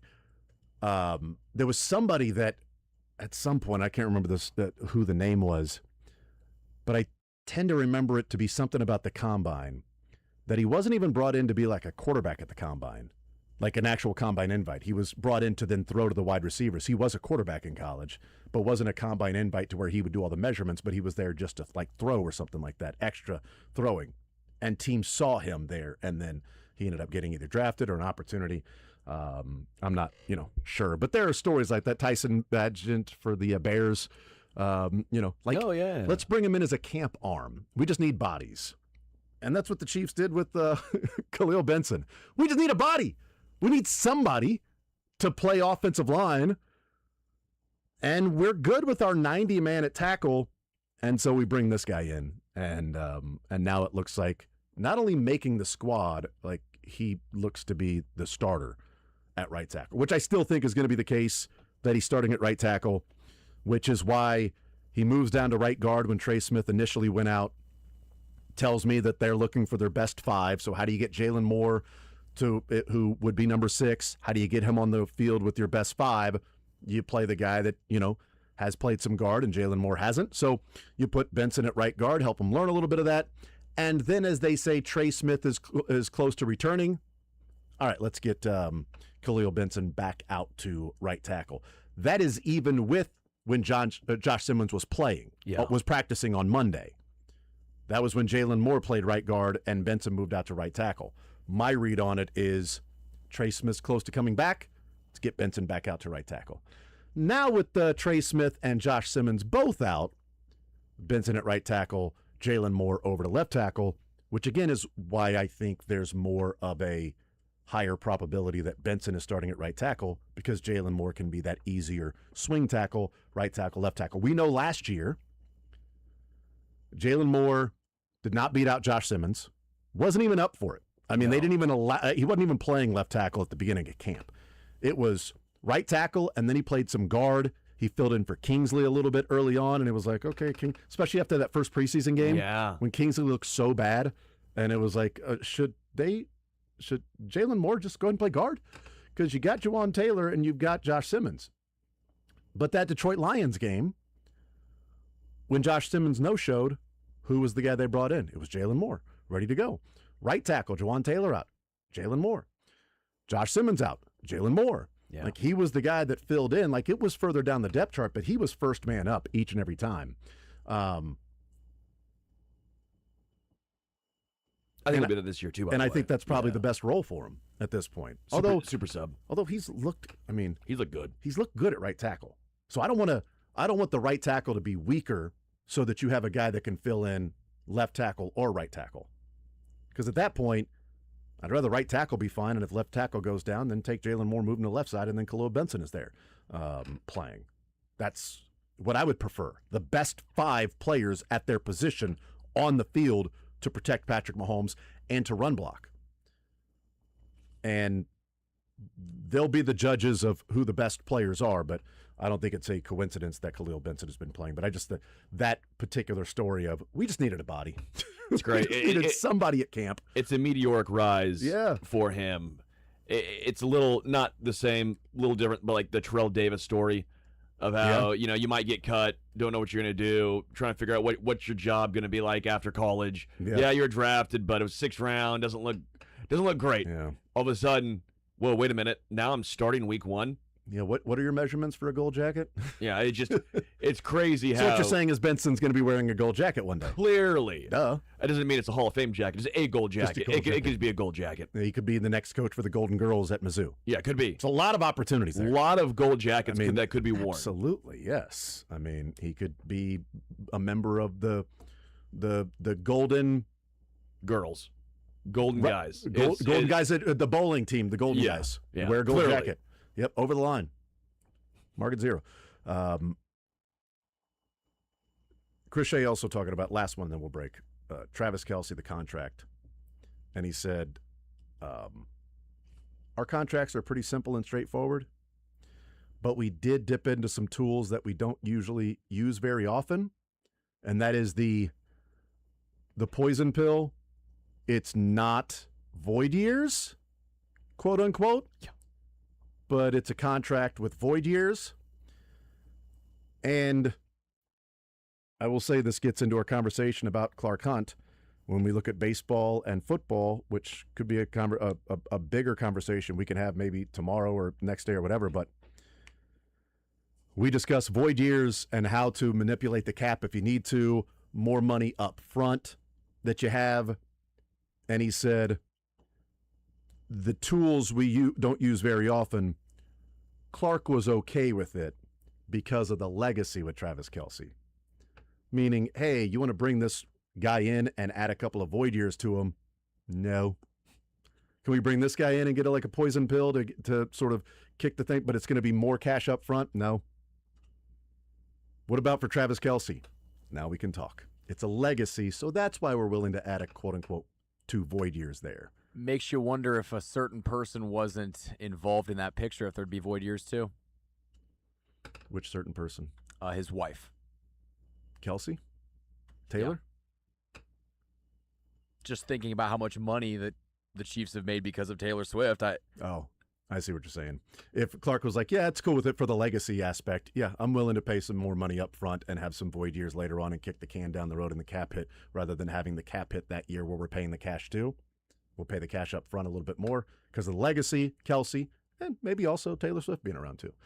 I think they were going to get it done regardless. If Kelce wanted to return for one more year, they were going to figure it out. If Kelce wants to return next year for one more year, I think they'll figure it out.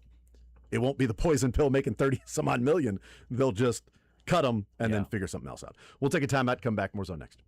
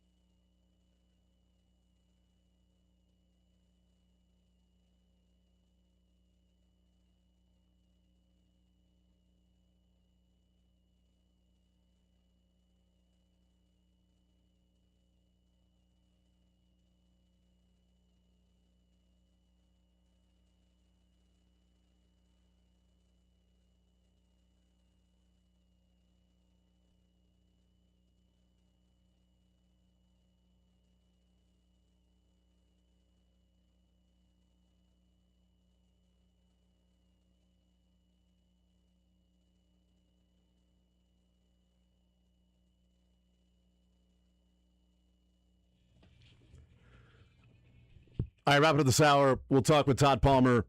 What's going on with the Royals and the meetings from yesterday, and then tomorrow. TJ Yates, the 2011 NFL Combine, was not invited, but he was brought in as an extra arm to throw passes to different wide receivers,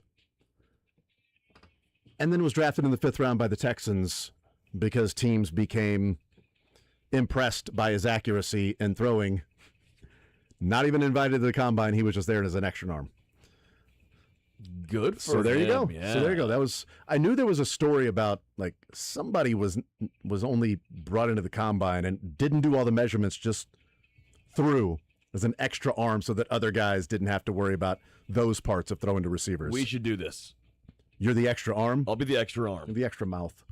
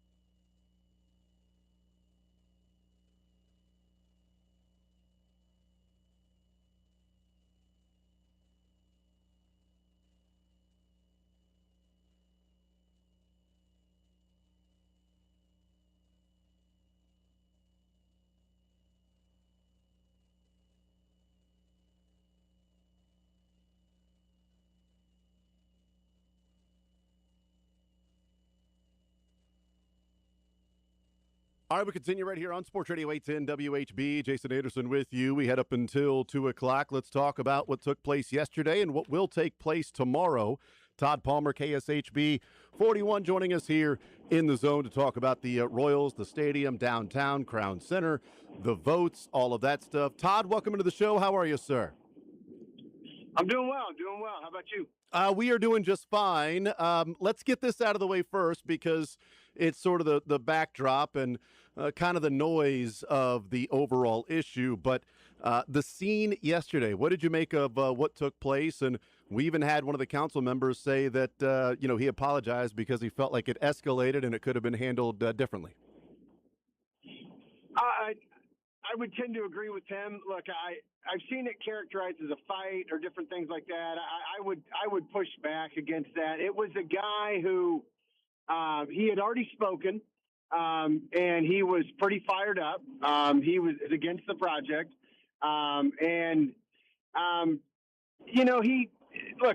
was an emotional time for a lot of those folks. His mom also spoke later. I actually spoke to his mom for my story, but Daryl, the guy's name is Daryl Miller. He had been kind of passionate about the idea that, why are we giving this money to billionaires when I work at the stadium and I'm struggling to pay my rent, right? So he's not wrong in a certain sense, right? And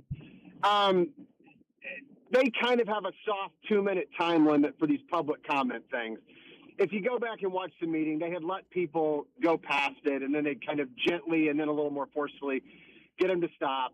In this case, it was a guy from Union Station who was pro the project, and so he started kind of shouting them down to cut this guy off, and it devolved from there. I do agree. I think that they could have calmed the situation. Andrea Boo, the chair, even came out from behind the dais to try to do just that, to avoid it becoming a scene where someone had to be dragged out and arrested. But cooler heads did not prevail. Yeah. And, we've all kind of seen that situation where you dig your heels in and you start, you see someone dig their heels in and start kind of getting loud and being angry with police. And then, you want him to just say, hey, just stop and walk out. It'll all be okay. And then that's not ultimately what happened. I agree with Councilman Duncan. I think the minute that the security guard came up and put his hands on it, that's when things went off the rails. And I don't think it had to be done in that moment. The guy wanted to be heard. He wanted his anger to come across. And unfortunately, he ended up getting arrested as a result of it. But yeah, the ironic thing about it was, literally 2 minutes before, a speaker or two before, someone had just praised the civility of the proceedings and how everybody was getting along, but without yelling and without interrupting. And so then that happened. And but look, we saw it at I think July 27th, they had a public hearing, and some folks got shouted down, and they ended up kind of canceling the Q&A portion of that meeting. So this has brought out a lot of passion from people, so it's not a surprise. Visiting with Todd Palmer, they unanimously passed the vote yesterday. It goes over to the council tomorrow at 2 o'clock. Those are the next steps. Is there anything along the way that, it feels like it's a rubber stamp for tomorrow? I don't know if that is actually what will take place, but that's what it feels like. Is there anything along the way when we hear the dissenting voice and wanting this to go to a vote, if it's passed tomorrow, are we, full steam ahead, that breaking ground at the beginning of next year and shooting for a March of 2030? Or is there anything else that can be, a roadblock, a speed bump along the way? Well, there's definitely some speed bumps. I mean, there's a lot of other things that have to take place in terms of setting the boundaries for the TIF district and things like that, and that could get contentious as well, because so basically the TIF district is the area from which they will draw any tax revenue above and beyond what they collect right now for certain, the parks tax, the earnings tax, different things like that, that the city collects taxes on. And it's going to extend well beyond that 90 acres, and that's going to be contentious too. That's going to be, you're going to hear a public fight about that. And then there's also the state funding piece that they're going to have to get through, although as long as the city financing is secure, that one should be a rubber stamp at the state level and shouldn't be too contentious since it's already in the law. But the big thing right now, and with all due respect to Stand Up KC, and I appreciate their passion for the subject, the San Francisco Tower folks want to continue the legally mandated quiet enjoyment of their home. And they've tried to meet with the Royals and Crown Center to make sure that certain things that they care about are protected. And so far, the Royals and Crown Center have been unwilling to put any of it in writing, and that's just not good enough for these folks.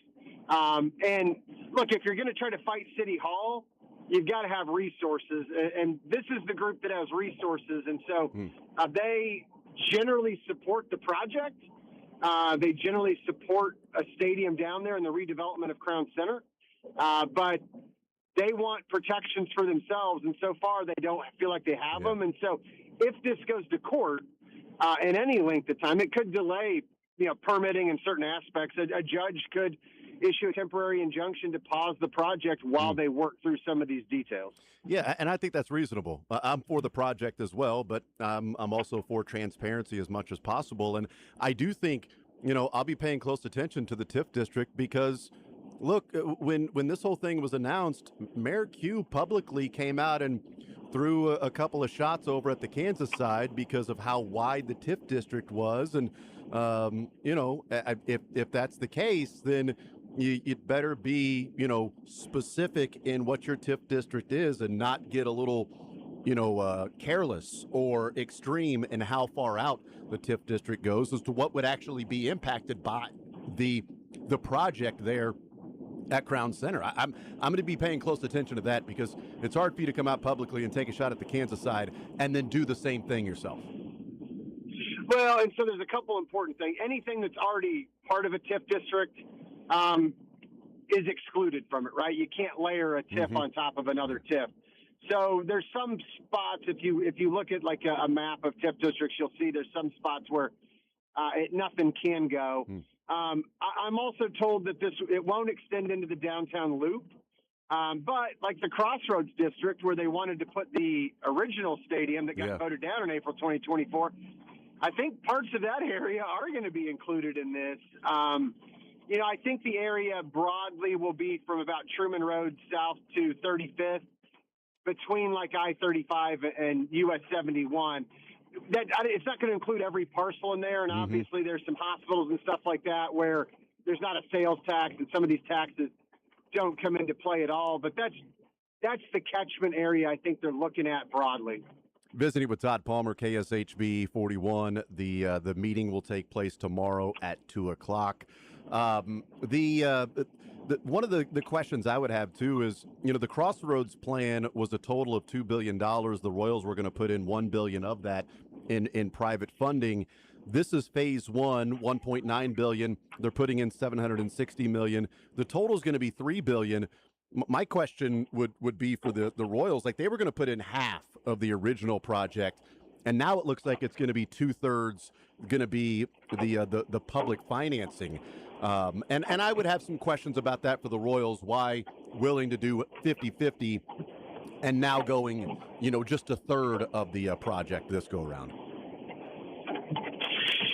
Well, I mean, you've also got the Hall family in this time around. Yeah. And I think that a big part of what they want, and Jonathan Duncan has made this point, and the Royals have been careful. They're not asking for any public funding for the ancillary development, the entertainment district piece, but that's also the year-round revenue generator. And if you look at the financials on, say, the Battery in Atlanta, the stadium does well during a baseball season and doesn't produce much revenue at all outside of baseball season, right? Yep. The Battery produces year-round revenue, and at this point, it's actually outpacing stadium revenue once you factor in, costs and stuff like that, right? So the net revenue is actually higher for there. And so that's where they've been careful to not make a public request for dollars there. I'm sure they'll ask for sales tax abatements and stuff like that on the typical construction project stuff where they don't want to pay sales tax on materials and all that kind of stuff. But as far as an abatement on parts of the project, they're not making a huge ask of the city. I think in part because they don't want to have to share revenue from that part with the city. Yeah. They've made a small concession in a couple ways. Look, the Royals have agreed to pay for maintenance at the stadiums. Right now, that's on taxpayers. The Royals have agreed to pay for property insurance at the stadium.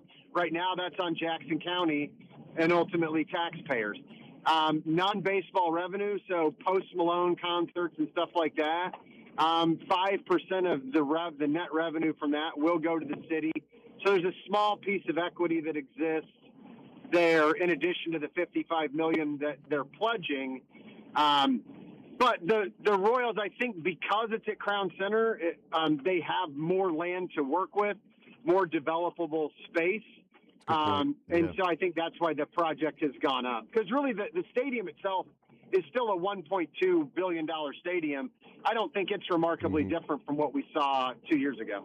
Todd Palmer's our guest. Last couple of ones for you. Washington Square Park, that part that was included there. What do we think that will look like? And is that where the heart is going to end up when people have talked about that with the World Cup and that spot that was just such a fan favorite? Yeah, I think that's where they'd like it. There are a few hiccups there. How big is it, right? Or do you make the permanent structure a little bit smaller version? You know, the other thing, if you're going to make it a permanent structure, you're going to have footings at the least, maybe even, drive into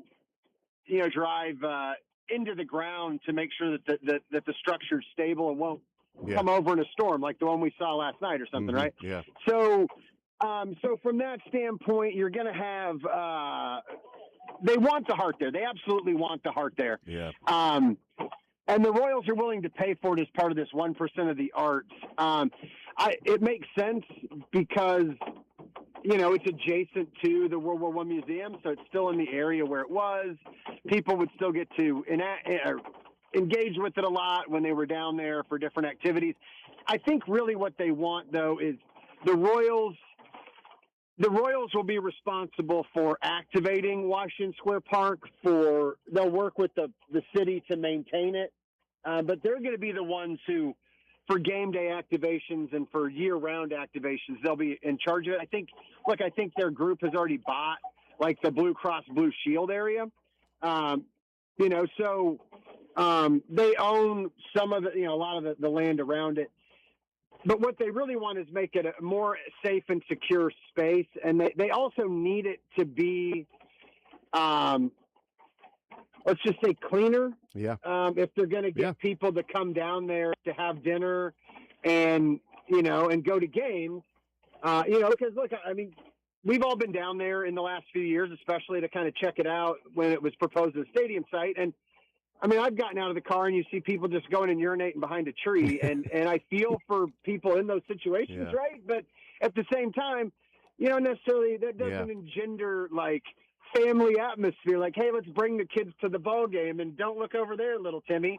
So I think that's part of it. And I think that's also part of why there was that $5 million concession to the Gateway project that would help fund affordable housing and homeless outreach and different stuff like that as part of this community benefit agreement. Todd Palmer, KSHB. Todd, thank you for the time. I appreciate it. We'll be watching and following tomorrow's meeting and to see what takes place there. Hopefully a little calmer and cooler heads prevailing throughout the entire meeting. Todd, thank you so much for the time. I appreciate it.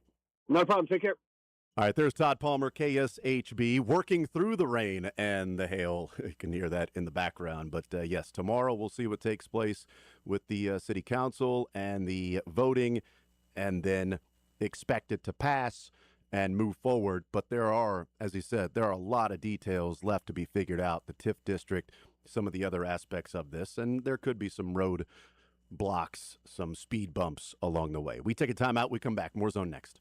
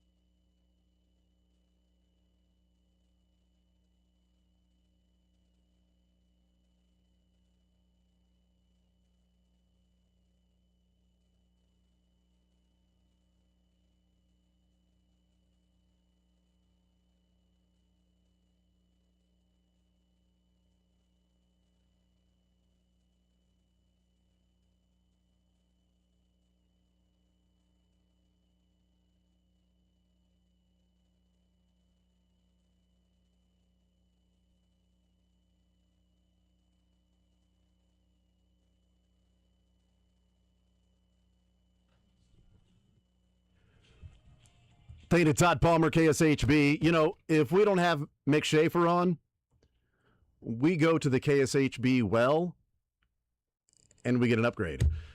So thank you to Todd Palmer, KSHB, joining us here today to talk about what took place yesterday, the conversation around the scene, but wanted to get that out of the way. Beginning, all right, that happened. Let's move on to what took place in the meeting, and then the vote, and then tomorrow the meeting that starts at 2 o'clock for the City Council in voting on what was passed by the City Finance and Governance Committee that now will head to committee tomorrow, City Council. And so we'll see how much of a, quote unquote rubber stamp it is tomorrow, but there are obviously a lot more hurdles and details that you have to get through before it's going to get to the Royals playing at the new K at Crown Center in March of 2030, or more likely March of 2031.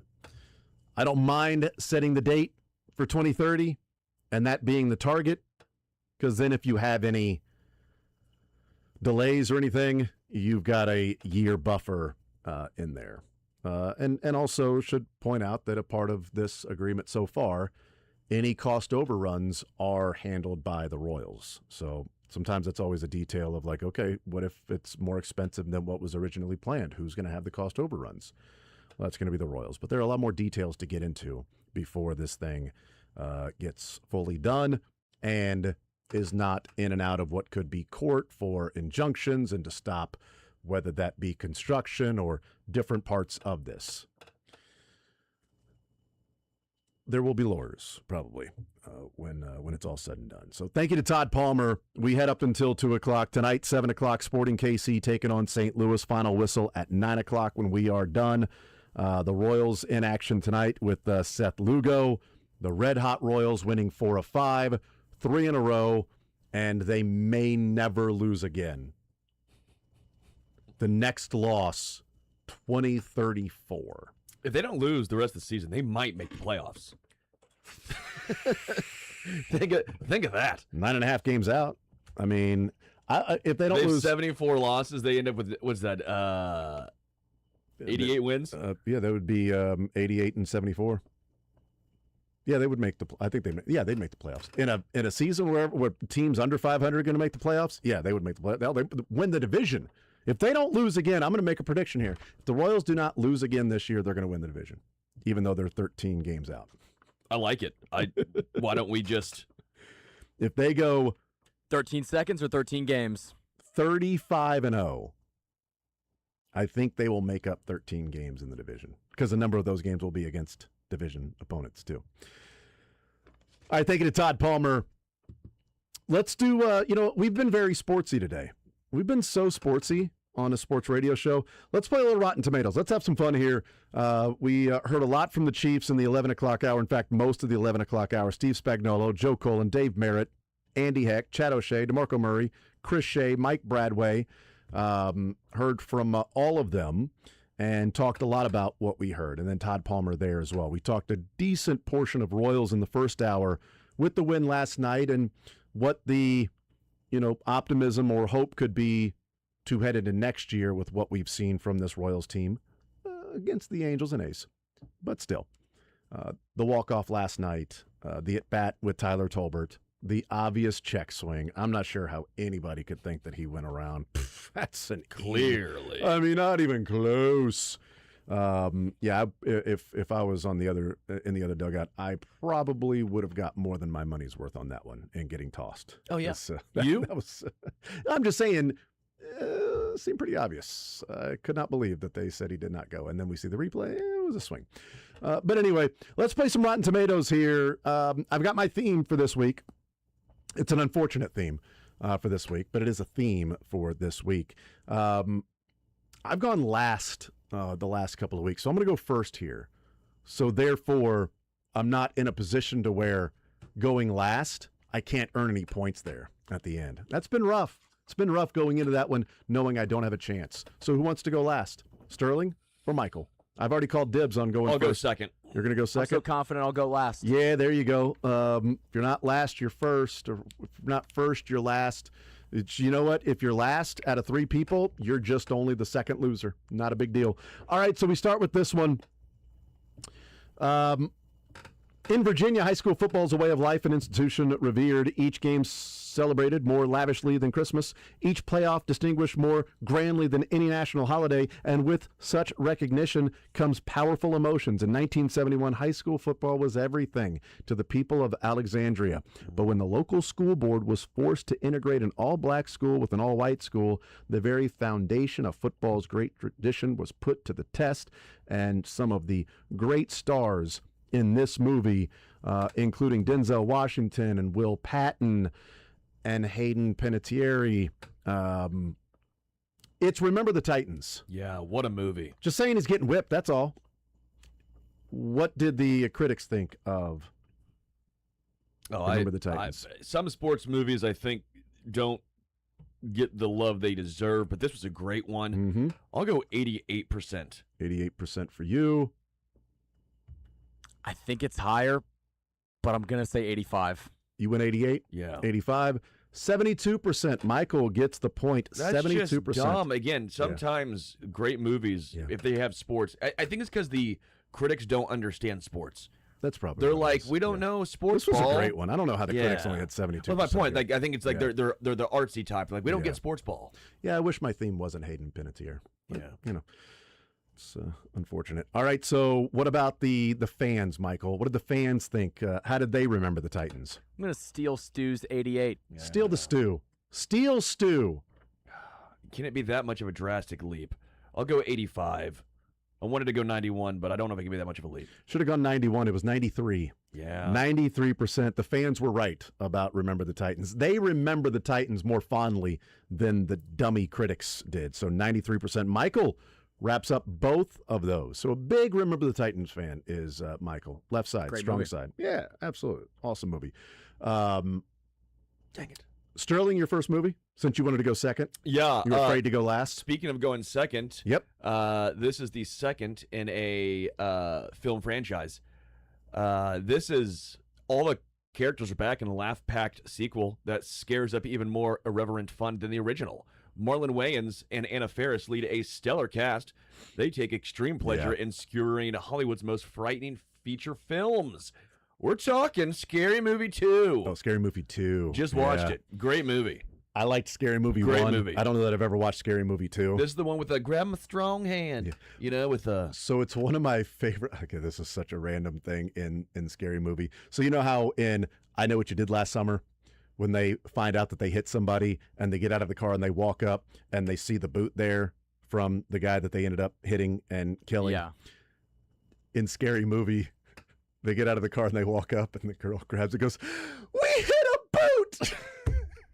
I don't know why, but that just makes me laugh every time. Yeah, it's great. She screams, "Oh my God!" and holds it in the air. We hit a boot! Anyway, what did the critics think of Scary Movie D? I've seen, I think, the first one. Didn't they make 9 of them? Oh, there's a lot of them, yeah. Sure. This Why one, not? this is my favorite. Scary Movies and Sharknadoes. Make as many as you can. I'm going to say 52. I'm going to say 20.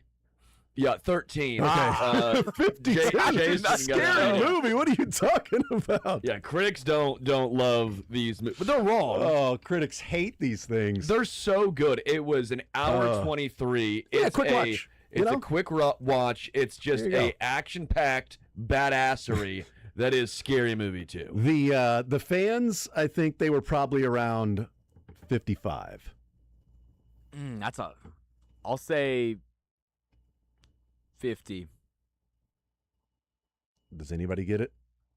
Darcy, Oh, you get it. dang And it. you were dumb if you would have gone Yeah. 3 lower. It was 52. Oh, dang it. 52. Darcy got the point, though. By 55. Man, I Well, was right on it, though. They're wrong. This is a great feature film. I don't know who is I was a voting. total of 10 percentage points off in both of those combined. Yeah, proud of you. 7 and 3. Nailed it. Yeah. But I only get 1 point for that, so that's how it works. Darcy, your first movie. He's up 3-1. Sterling, no points for you. So I picked my theme based on listening to Joe Cullen talk. He just sounds like a gangster, so I just went with like gangster movies. I love that. I know he's a football guy, but he sounds Yeah. very, Northeast and just kind of like a Yeah. gangster. So My first movie, raised on the streets of New York, young John Gotti found his way into the Gambino crime family, eventually having the boss removed and becoming head of the powerful family. His wife asked only one thing from John, to never expose their children to his profession, but he broke the vow, and John Jr. took over his place as his father's capo. The movie's Gotti. Oh, Gotti. Which one? Who's starring? John Travolta. John Travolta one. Yeah. Because there's two. Because one did a remake and it was 0%. I'm going to say some of these, the critics either absolutely love them, or they become offended that people even tried to make it and they didn't do it justice. Yeah. I am going to straddle the fence here because I'm not sure which way to go, so I'm going to say 50%. Yeah, I think that's the wrong way to go. You have to either go high or low, I think. Well, we'll find out. Yeah, I've forced you to choose. Yeah, I'll go 75. It was 0%. Oh, it was the one I told you. Nobody got it. Well, that's why I asked you. Well, you can't ask him, is this the one that's 0%? That's lame. No points. No points. That's why. I didn't know that this was a remake. Is it a remake? Well, it's remake of real life. Yeah. It's a remake of something that actually happened. Probably based, not necessarily specifically everything that happened. Yeah, that's lame. I feel like I got gypped off on that because I knew it. That's interesting. It's an odd combination of ripped phrases. But I got ripped off. Yeah, that's fine. Yeah, that's probably the better way to go about it. Let's go with it's going to go 33% for the fans. No. Okay. 23%. 44%? Yeah, in thy face, Sterling. Take that, punk. 3 to 2 to 0. 0 to 44. Yeah. In this economy, we're going 0 to 44. Well, you know what? It's all about how quickly you can get up to 60. All right, so continuing with my theme. When her father gets laid off, prom queen shoo-in Brittany Allen, Hayden Panettiere, has to drop out and transfer to her ritzy high school's underfunded crosstown rival. At her new school, Brittany is recruited for the cheerleading squad by its tough captain, Camille. As Brittany struggles to win the respect of her new peers, they prepare to face off against the squad at her old school for a chance to dance back up for Rihanna in her next music video. It's Bring It On, All or Nothing. Yeah. Is this the first one? No, it's not. Okay. Oh, that changes things. Bring It On, it was the first one. Yeah, I think it was just Bring It On. Yeah. Right? Yeah, Bring It On was the first one with Kirsten Dunst. Okay, so second one, not as good. Yeah, Bring It On, All or Nothing, and then Bring It On, In It to Win It. I still feel like I got screwed by the 0.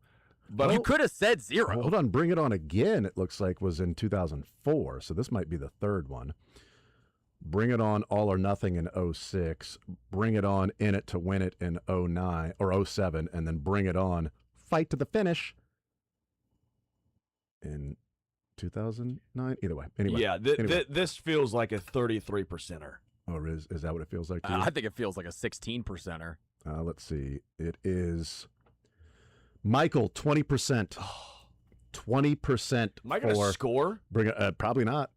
4 to 2, but was it a cult classic there, Sterling? Kind of. Yeah, I think it kind of was. Okay. 44%. 39%. Nobody. 70%. Wow. Cult classic in the house. There you go. I knew it was 50% difference. Yeah, that might be the largest differential we have seen. That's pretty big. 20% to 70%. That differential is huge. Baby. Anyway, your second movie, Sterling. 2 more movies to go, and you can only score, we only get 2 chances there. So it's 4 to 2. Can I get the 2 points for the Gotti? Because I said 0% originally. No, you should have said that. Well, then. I tried to get a confirmation, and I could. You don't get 2 points for trying to cheat. Come on. Well, there's one that I don't was 0%. think that was the remake. I think that was the movie. Either way. Houston, the Astros. What about it? Got to keep the trophy cheating, so why can't I get the points for cheating? But you didn't actually the hunk of win metal. It, but you didn't win it, though. Give me Rob. the hunk of metal. You didn't win it. All right, your second movie. A former storm chaser haunted by a devastating encounter with a tornado during her college years, who now studies storm patterns on screen safely in New York City, but she's lured back to the open plains by her friend. A new tracking system. This is Twisters, the one that came out. Oh, Twisters, yeah. But this is the one that came out in 24. Yeah. Yeah. Yeah, Twisters. Oh, yeah, the plural, because the first was right. Twister. Yeah, it was just Twister, yep. Yeah. Michael? I might be so off with the 24 Twisters. Glenn Powell's in it. Glenn Powell. Oh, okay. Glenn's That does change things. I'm going to say 73. 80. 75. Darcy gets a point. So close Why to getting didn't him. I just go 3? Why would I go 80? If I go 3 above 75, you don't know that with two it would get people. all the way to 100, though. Yeah, good. Yeah, we'd get right. If he was 100%, I still would score. That was so stupid. God, be smarter next But time. is it certified fresh by the fans? 85%. Probably too much wiggle room for Michael there. 90. All right. Yeah. Hey, I got a point. I didn't think it was a bad movie. I don't know if 5 I'd to give 3. it. I don't think I would have given it a 90 though. They must love Glenn Powell. Yeah, well, who doesn't like Glenn Powell? Is he the best looking guy with the closest eyes to his nose ever? Yeah, it's the only logical. Like it's the only person I can think of whose eyes are that closely set, but turns out to be good looking. I don't know. Maybe there are plenty of others. I don't know. It just stands out to me. All right. Last movie, Michael Darcy. Ruthless Brooklyn-born mobster Mickey Cohen rules 1949 Los Angeles with an iron fist as he accumulates a fortune from drugs, prostitution, and gambling. Cohen has an army of paid goons at his disposal, but he also has a certain policeman and politicians in his pocket. It's enough to intimidate even the bravest cop until Los Angeles Police Department mavericks Sergeant John O'Mara, John Brolin, and Jerry Wooters. That's right. Ryan Gosling form a secret crew to bring Cohen to justice. 100%. The movie is Gangster Squad. Yep. If you got Ryan Gosling there, you got some critics are loving it because you know McAdams loved Gosling. I'm going to say 59. Yeah, this doesn't sound good, but the Gosling's going to do this. The Gosling. Gosling is going to Gosling. 54. 30%. Dang it. Oh, I just Sterling enough. is on the board. Put him on the board. 24%. Yes. If I would have gone with the 50. Yeah, you would not have got it. See, that's ball number. Right. That's true. All right, I need both these points here. So I'm down 5 to 3. It's 5 to 3 to 1. As long as I don't get it on the exact number, then Michael will win. Back-to-back weeks, by the way. Wow, that's huge. Yep. All right, Sterling, what did the fans think of this one? 63%. Dang, I was really hoping that was going to be the ding, ding, ding. Felt good about that one. 66%. It was 57%. Darn it. If you would have said 60, you would have set him up to win the game. Yeah, I know, right? But I would have gone higher. I would have gone 63 if he went 60. I would have gone high, and I would have lost, and I would have thought about it for the next 3 days about why didn't I just go low? Why didn't I just concur? Why didn't I just concur? I would have just kept What a thinking of it. comeback from me, though. Yeah, no, it's you lose. You're still in last place. So Give me the 2 points, though. Give me the gaudy 2 points. All the way back. You came all the way back to still lose. I got ripped off. You came all the way back to finish third. Nice job. That's a podium. Out of 3. That's a podium finish. I just have so many people that I want to thank. You should. Yeah.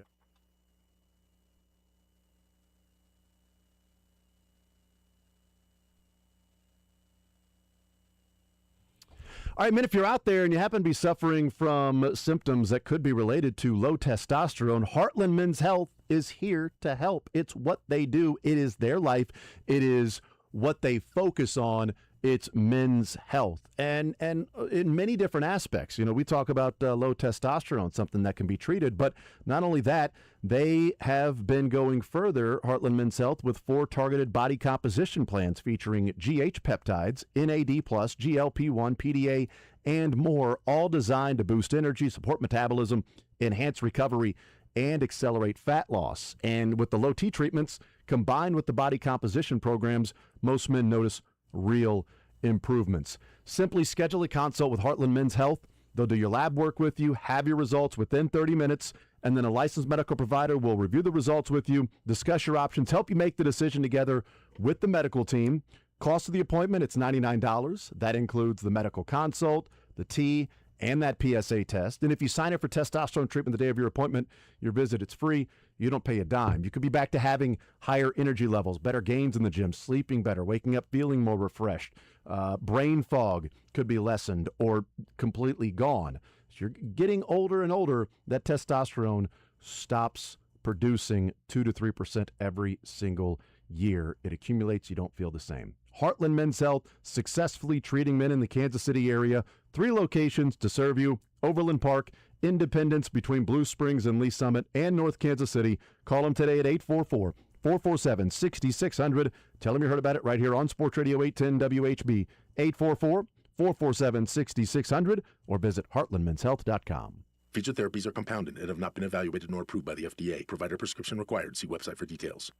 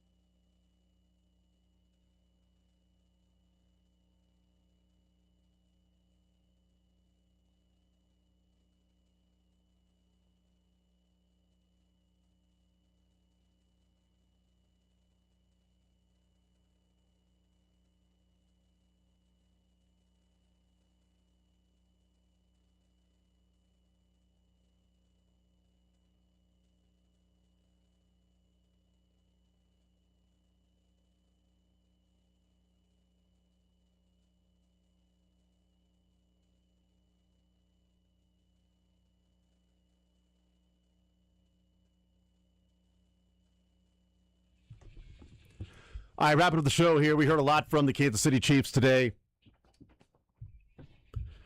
Certainly some more conversation around that with the program and Sarin and Curtis.